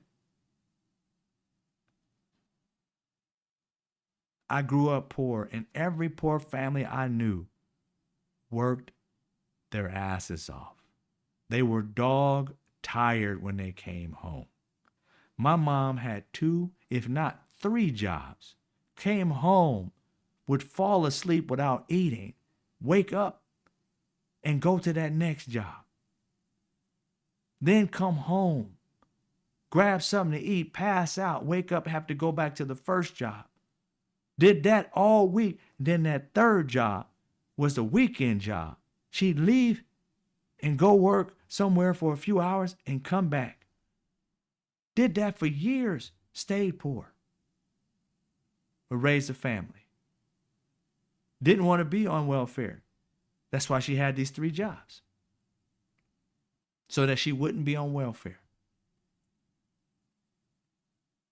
When she was on it, she hated it. She wanted to get off of it. That's the majority of people on it. You listen to the hateful people, you start hating on people for no reason. Go talk to a person or a family that's on it, that doesn't want to be on it, and you'll see, instead of listening to the hateful people say the lies, you'll see the truth. And therefore, the lies don't permeate as much as they do. See, it's so distant. You're middle class, you're wealthy, you're quick to believe the bullshit. But go talk to the family, and you'll realize they work harder than you do. They don't have the education, they don't have the opportunity. And they have a stigma that they're lazy, even though they work harder than you and probably your husband combined. They just don't know their value, because what people give them is what they get. They learn their value, they make more money. But they don't know that value, financial value, that they can get from you guys. And that's what middle class and rich people who have businesses do. They go look for poor people so they can pay them shit. And then bitch and moan, if you don't pay them enough, they got to be on welfare. How about you pay them? Oh, no, you ain't gonna do that? Then why the fuck you making fun of them and talking shit about them when it's you that's causing them to be in the position that they're in? They're working, but you're paying shit pay. Fucking oxymoron.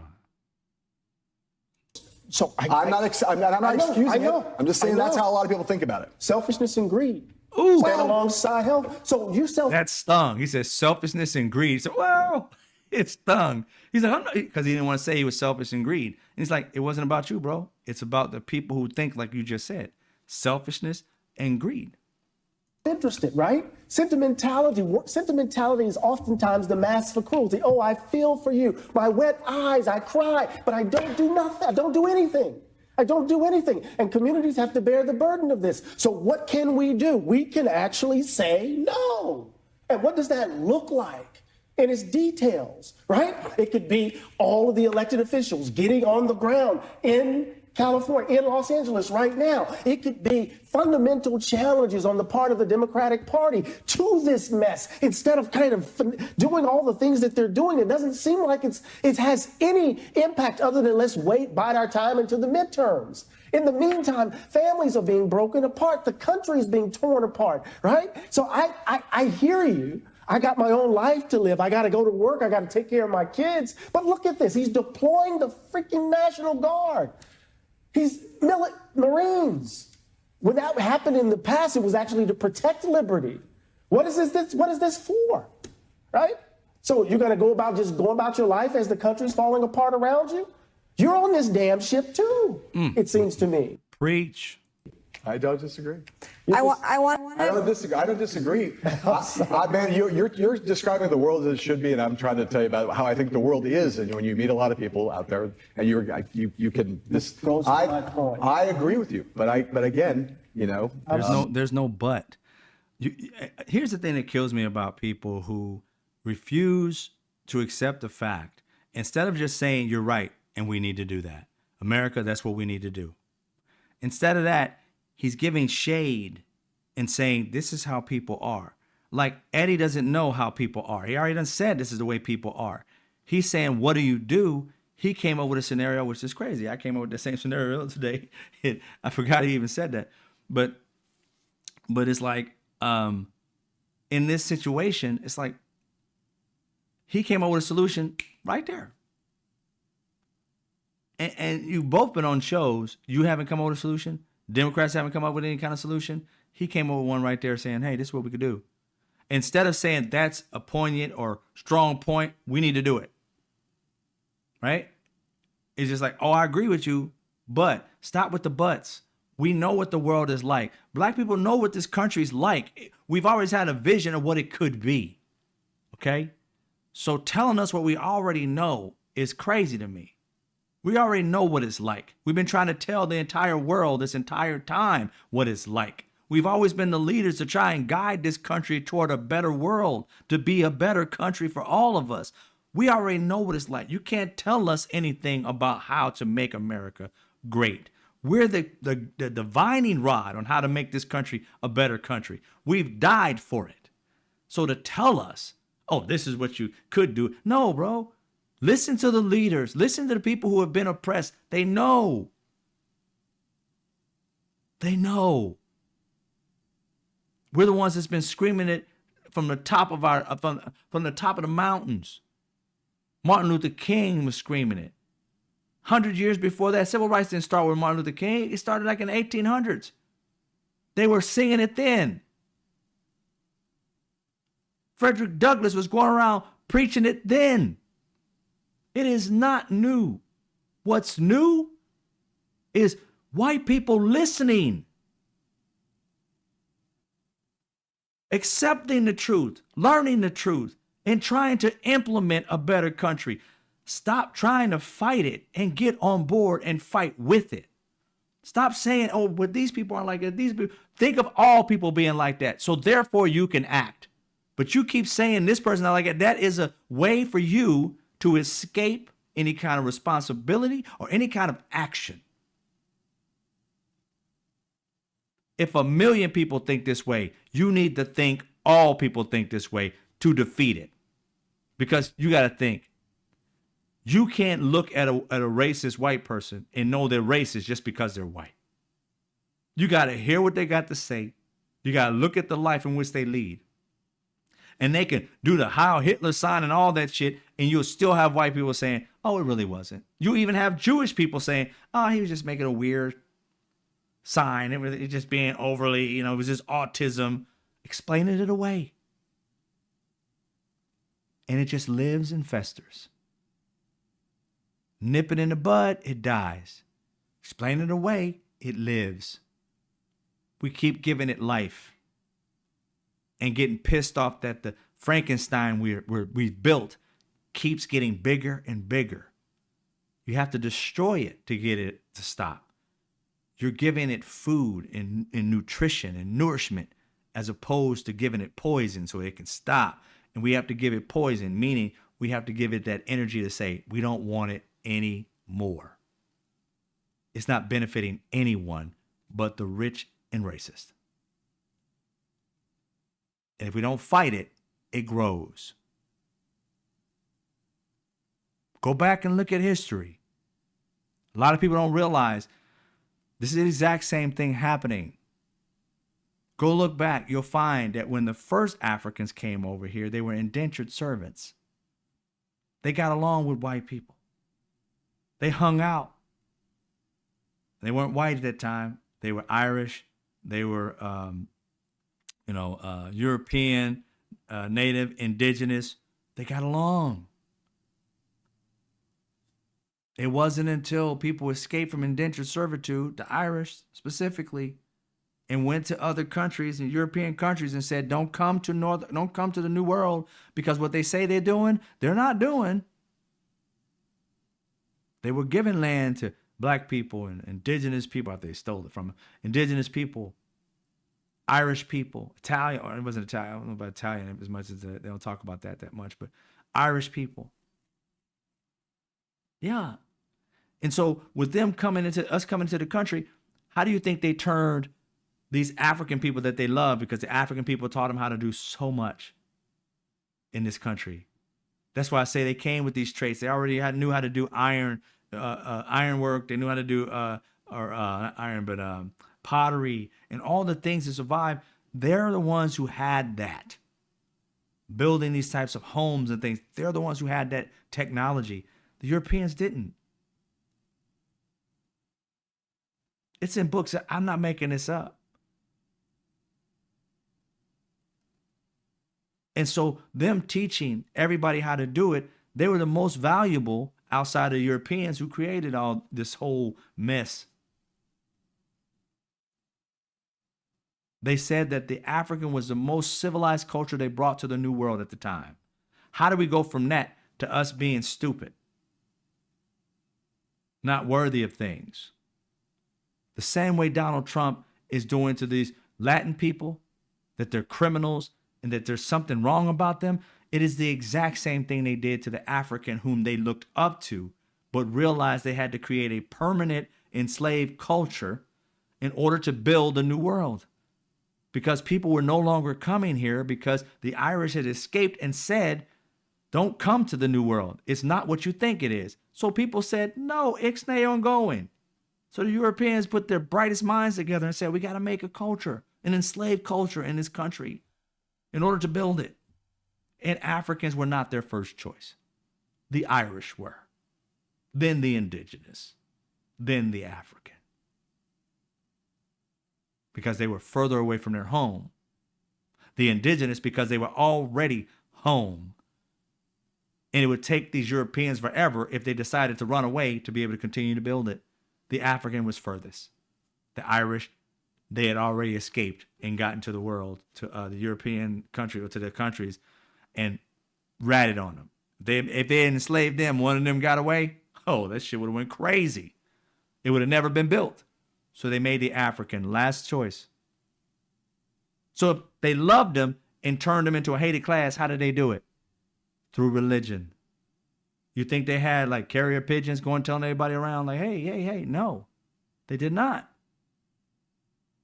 They had churches in which Africans were not going to because they didn't have that religion. And they went to these churches, and inside those churches, they spewed the same type of shit that when Donald Trump was in, some people need killing. That shit. Same shit. They were talking about that these Africans needed to be saved because they were savages from where we pulled them from. And these people, knowing their neighbor, helped them build stuff at their home or went out to eat with them or whatever they particularly did in that particular time for entertainment. Knowing their neighbor was somebody they cared for and loved for, were slowly turned into hating them with no reason other than the fact that their church and these racist ass people were telling them there was something wrong with them. That's when they started creating black and white. See, the Irish were still considered in the situation of black. It wasn't until later that the Irish turned their back on black people and became white. Or the African people at that time. Some of the indigenous. These are the things of history. The reason why. And if you knew these things, you see how Donald Trump and his minions are doing the exact same things. I've been screaming this at the top of my lungs since I've been seeing them use the church to demonize Latin people. I warned Latin people. I told you, you're going to be the new slave. Why? Because your numbers are higher. Not because they hate you. They allowed you to be white. They literally let you write white on the census so they can have more power. But the problem is you started to encroach on their power. You had more babies than they were having. Your numbers are increasing faster than black people's was increasing, faster than white people's were increasing by far. And you already been given that white like proximity. So it'd be easier for you to hop over to the white power type situation and become Latin power, and the white people wouldn't have power. So their fear is that you are going to become the next group that was going to overpower them. You were going to do to them what they did to us. They feared you because you were the closest thing in numbers and growth. That's why they had to overturn Roe versus Wade, so they can produce more white babies. They don't care about you and me and our people. We can have all kinds of craziness happen to us. They want to throw us in jail and all that. That's fine. But they want white women to mass produce. Now, here's the thing I say to white women. If this man gets his way, look out. You're going to have a high rise of rapes left and right, and you're going to be forced to have your baby. They already got women, or at least one woman, who is literally dead, housing a baby because the fact, and I think she's black, but housing a baby, or her family watch her there. Basically a corpse, an incubator for a baby that may not survive, but they got the family going through hell because of it. You think they're going to do that to you? You're the main reason they overturned Roe versus Wade. Don't get it twisted. You're the reason why they want you to mass produce. The prediction I have for white people is that, do you know that they used to breed black people, right? To sell them. Their numbers are low. They're afraid of becoming less. They can't make babies by themselves. So you're on the chopping block to be in a new breeding group. See, they ain't going to try and do to you what they did to us. They're trying to pay you $5,000 or so per baby. If enough of you do not take that $5,000 deal, they're going to do other things to make sure that you start raising more babies. And I'm promising you, they won't all be legal.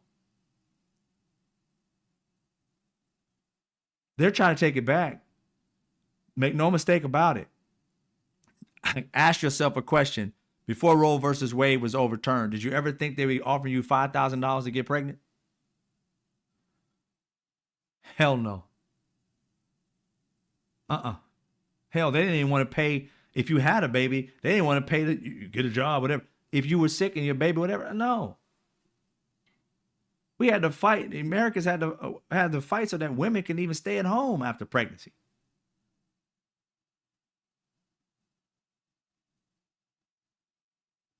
So don't make any mistake about it. You look back in history, it's repeating itself. That's why people think like, well, how is he making all these predictions? They really aren't predictions. It's a reality. Look in the past and it shall repeat. Everything I'm saying has already happened. There was freedom for Africans. We became enslaved. Through Christianity, here, women had their rights. They're trying to take it back. Through what? Christianity. Latin people in this country were even being able to consider themselves white on census. Now you're criminals just for being in the country. And not only, if you follow the law, which many of these people are, they're calling you up and saying, hey, you're about to become an American. Come on over and finish the last step. Never letting you know that they've changed the law, that you should have signed this a couple years ago. You didn't sign it. We're going to snatch you. You get there, they take you. Instead of having you sign a piece of paper, you're going there with a smile on your face. I'm about to become American. All this hard work. I've been doing this for 10 years. And they're taking you and snatching you. Didn't think that would happen in this country, did you? It's happening. So Americans, what are you waiting on? If it's happening now to your neighbors, to your friends, to your family, and it hasn't just happened to you, what are you waiting on? Because you're next. It's not letting on forget you. If you're not a white nationalist male, they're coming after you. And if you don't believe me, go look back in history, because right now it's repeating itself. It's just the characters have been switched. See, they went after black people before. And like I told you, we weren't the first ones they wanted to do it to. They wanted to do it to the Irish. And I told Latin people, you're the ones coming up next. And many of them did not believe me. They voted for this fool. And now they're on the chopping block, exactly like I said. Not because I'm prophetic. It's because I actually studied the history and realized what cornered, racist, white men will do if they're afraid. And if you see the studies that they spend millions of dollars on, they're afraid of their numbers falling. The browning of America is real. And that's why they're doing this. And that's why they're not going to stop. That's why Project 2025 is full in effect. And if you got a question like, oh, maybe it is, maybe it isn't, you're stupid. It is. There's too much of it has already been completed for you to think they just going to drop the book. I got a whole plan right here. And we got dipshit Don who can't barely read. You think he created this? No. He told them what he wanted, ordered it up like a Big Mac, and they served it to him and told him what it would do. And all he's doing is saying, yes, yes, sign this, sign that, and trusting that this person is doing everything to make him a king. Wake up. Wake up. There are a lot of people who are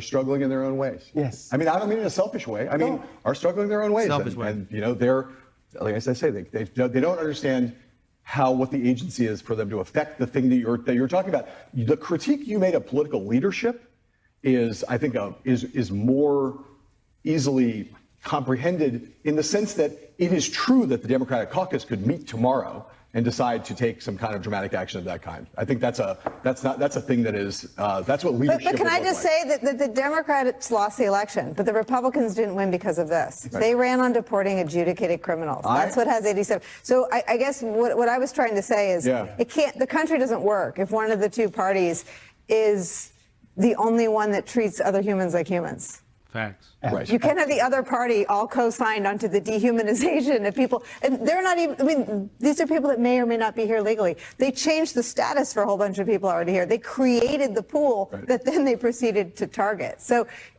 yes, I always think the Democrats could do more. They have the facts on their side and they have public support on their side. That was my only point with the polling. Yeah. But it is clear that the country doesn't work. It's clear that the military can't be protected from a potential debacle. Yeah. If only one of the two parties cares about human beings, if only one of the two parties cares about the safety of the men and women in the military, it doesn't work.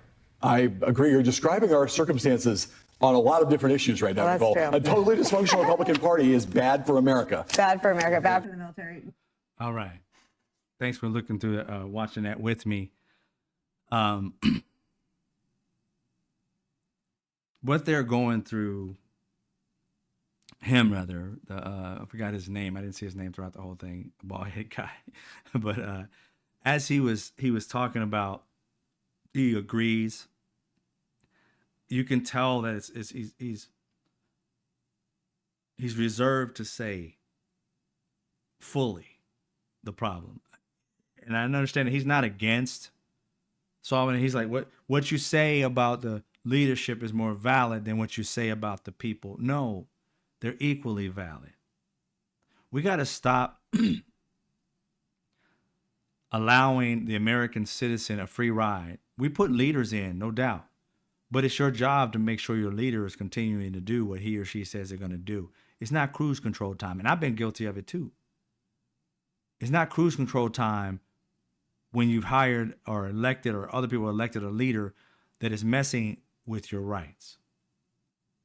And don't think because he's messing with Latin people's rights and criminals' rights and things of that nature that he won't fuck with yours. Now, I understand that people want, like they even mentioned, they want criminals out. And of course, that she gave some kind of high percentage of 86%, something like that people want criminals out. Yes, we do. But we want them out, not necessarily out of the country, but off the streets. Due process. We don't want you to just go snatch them up because they got a tattoo, because their friends are in a gang. You got to understand gang culture, or even the fact of, if you watch movies and stuff like that about why they're there. There's something missing. Now, they do some crazy things, don't get me wrong, illegal things, but there are people in it that don't necessarily do, I don't know about this time and age, but back in the day, didn't do illegal things. They just needed family. How do you solve the problems that these people face? It's all about economics. It's about finding, one, a family for them. Finally, two, if they're young, two, finding a way of solving the problem.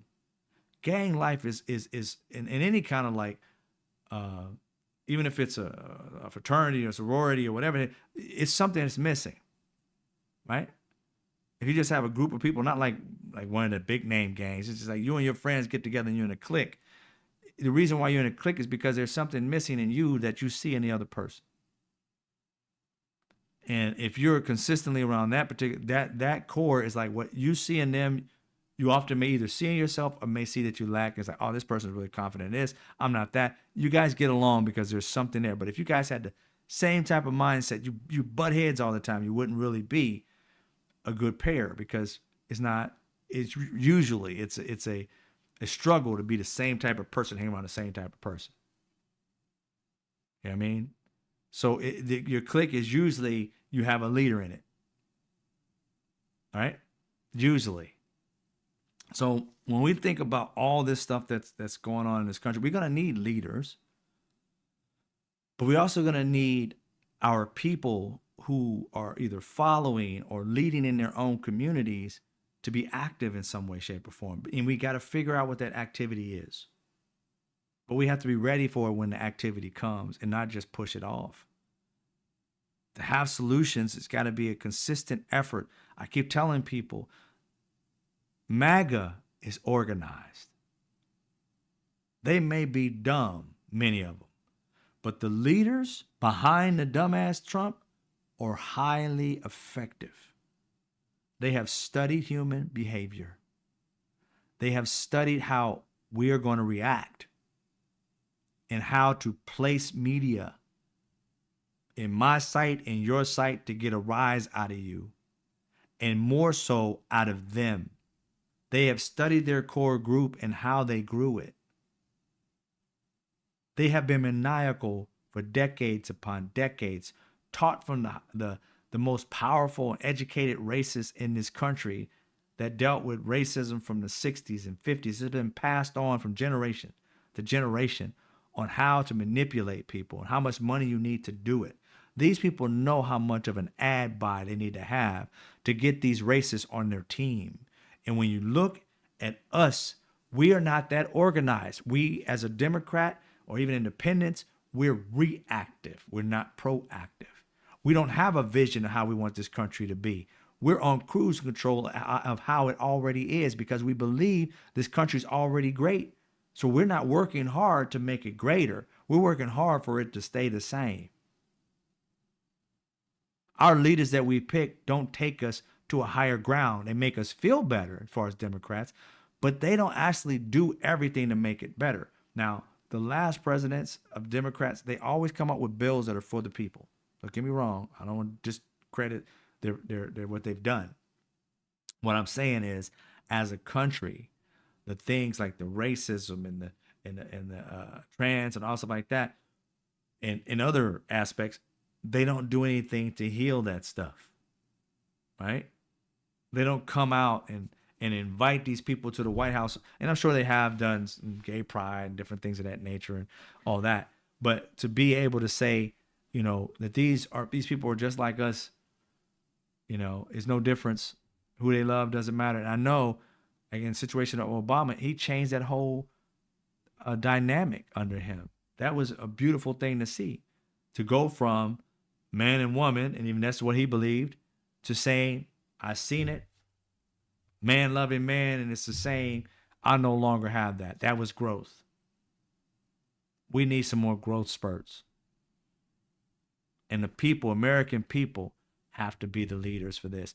We have to decide what our leaders look like, what their, dynamics are, their speeches. Like us coming together and saying, how do we want our leaders to even talk to us? What do we want them to work on? What are the boundaries in which they will lose our support? Right? Because if they think that all they're going to do is Democrat vote, they're going to vote for us, then they don't really care about, they're just going to ask us to vote again because you don't want him in office. No, I don't want you in office if you're not going to really do anything. And I want your vision to be a lot better than the same old cookie cutter bullshit. Hate them, love us. What are you going to do? How are you going to do it? Strategies, not bullet points. We want to know those way before you start running, so that we know what you're talking about when you mention it, and we're not just trying to scramble and figure it out when it's near election day. These are the things that we need to start working on. And I think we need to start focusing on having that conversation. And we're going to start having more of these conversations on my show, because to be quite honest, I am sick of the problems so much. I want solutions. and we have to hash out the problems. We have to have these conversations, but we're going to also, segments I want to end up having, it's just going to be purely solutions. People just coming on and talking about solutions and what will work. And some of them are not going to work. It's okay to fail. It's okay to come up with something that sounds stupid or whatever it may be. If you don't put it out there, we can't fine tune it. It may have a germ of a great idea, and then we can add to it with other brilliant people, and then boom, it becomes a huge, beautiful thing that we all kind of agree with, and some things we're going to disagree on. But we got to start with the first thing, and that's just unifying around a democracy. Then decide on the things we want individually within our cities and states. And if we get to trust each other that we want a democracy, then we can start to trust each other in what our states want and stop hating on each other for you living in Georgia and me living in California, or you living in a red state, whatever it is, and I'm in a blue state. We are the United States. We need to start acting like it. All right. Thank you, guys. I appreciate you. You're welcome, Vera. Thank you, DJ, for the donation. I didn't see it earlier. Thank you. I think someone else gave me a donation earlier. I didn't get a chance to see it. I was talking, Demetrius, I appreciate you. Thank you, brother, on the continued education. We must continue to fight. Most definitely. Thank you for your donation, $20. I appreciate you. DJ, $2. I appreciate you, too. These are the things we need to do. I've been working on a few things, and I might give you, like I said, these are all like germs of ideas, but there's something that we as a people have to come together and talk about. And so I think that we should start figuring out how we can get more people involved in protesting, but in a better, more non-confrontational, but still I think will be powerful way. That, like I said, even grandma can participate, your neighbors can participate, and it be just as powerful as if you're walking down the street in Washington or whatever it may be. But visually just as powerful, right? I've been focusing on that, and I'll put that germ out there, and either tomorrow or the next day as I develop it more, and I'm gonna bring it out there. Like I said, I'm not afraid to fail. And I love honesty, pure honesty. So if it's shit to you, I'm fine with you saying that's shit, dude. That's crappy. I don't care about that. I care more about getting a solid decision on how we work about this, and therefore we can all lead in this situation of changing the world to the point where democracy fucking matters, and have a democracy that cares, capitalism that cares. I have no problem with capitalism. People have a problem with it. I don't think capitalism is the problem. I think it's greed's the problem. And I think that always competing with somebody and thinking that they got yours and you got to put somebody down, it's so not true. I believe if we focus on just us, like individually saying like, okay, I'm focused on trying to get opportunities and not trying to take them from anybody else, and celebrating other people for when they get successful, giving people opportunity. I think in this whole thing, people start like looking for people they can invest in and love on and be respectful. And I mean, it's America altogether. It's America. And that's what we need to focus on. How do we get America back? And once we do, because I have faith in us that we will do it, we need to solidify these laws, codify them so that no other president can just change them just as easy, or House or Representative, any representative, House or Senate can change them. We can get our elected officials, before we elect them, saying these are the things that we want you to fix in the laws that have been passed that no longer represent democracy in this country. These things that Donald Trump and all these people are trying to use to cut through the weeds and take us back to the 1700s, we need to eradicate those laws. We need to retire those bitches so that they don't come back. We need to codify the 13th Amendment so that slavery would never be a thought process, that it can never come back. It can never be a situation. Get rid of the aspects that are in these particular laws that people just didn't want to get rid of and just created a Band-Aid. We need to get rid of it. It's poison. Therefore, we need to get rid of it. These are the things that we need to have our leaders talking about. Fix the problem, and solutions are the things we're looking for. Not for you to just ramble off the same shit that's been rambled off for 200-something years. We're looking to have a better country, not one that was before, but better. not trying to go to the past, celebrating the things that we loved about the past and improve upon them so that we can make the future much better. That's the way I look at it. Thank you again, Benny Loco. I appreciate you. I sent you my No King video and email. A taste of Benny Loco in action. Definitely will go check that out. Thank you. Email you sent me, I'll go check it out. DJ, thank you so much for the $20. I appreciate you. Much love to everybody. For those who wanted to support the show another way, you can also, it's going to go behind the sign, but you guys are more important. You can see there what you can reach me in Venmo. I always forget that stuff because I'm so focused on trying to make change. I don't think about the part of actually getting funded to do what I do. I need to put that up more front, but I care about the people more. So I appreciate you guys for being here tonight, being a major part of change, going out into your communities and talking to people about what you want better for this country. We need to get to know our neighbors if you don't already know them. If you do, I celebrate you. But if you don't, please get to know your neighbors and the issues that they face. I know it's going to be crazy, but the reality is the closer we get, the things that we can take from the past is knowing our neighbors and becoming a village again, where we know, what this person may be going through, and we can be a solution to that. Because we shouldn't be waiting for solutions to come on social media and things of that nature. We got next door neighbors that we should care about just as much. And don't get me wrong, the advent of this social media is even just amazing because you can talk to people in other countries, but don't forget the people you live around and incorporate them in the process so that we make the place better. Think about it. Each one of you in here is brilliant, has been such an awesome, positive influence on each person in the room. If each one of you were doing this to your neighbors and having conversations and taking over something and just, having a good conversation, even if you guys oppose certain things, find some things you can agree on, things you can disagree on. When we start to dispel the hatred, the lies, it's harder for those things, those words like fox to penetrate when your neighbors and you are not separated and in your own silos. So I think we need to bring back that love, that neighborly love. It needs to come back, because in so doing, we can dispel a lot of these myths and these stories with real facts. If you know a trans person or a family member next door, it's less likely that you will believe the crap that these people spew about them. If you don't know anything about it, learn from them, right?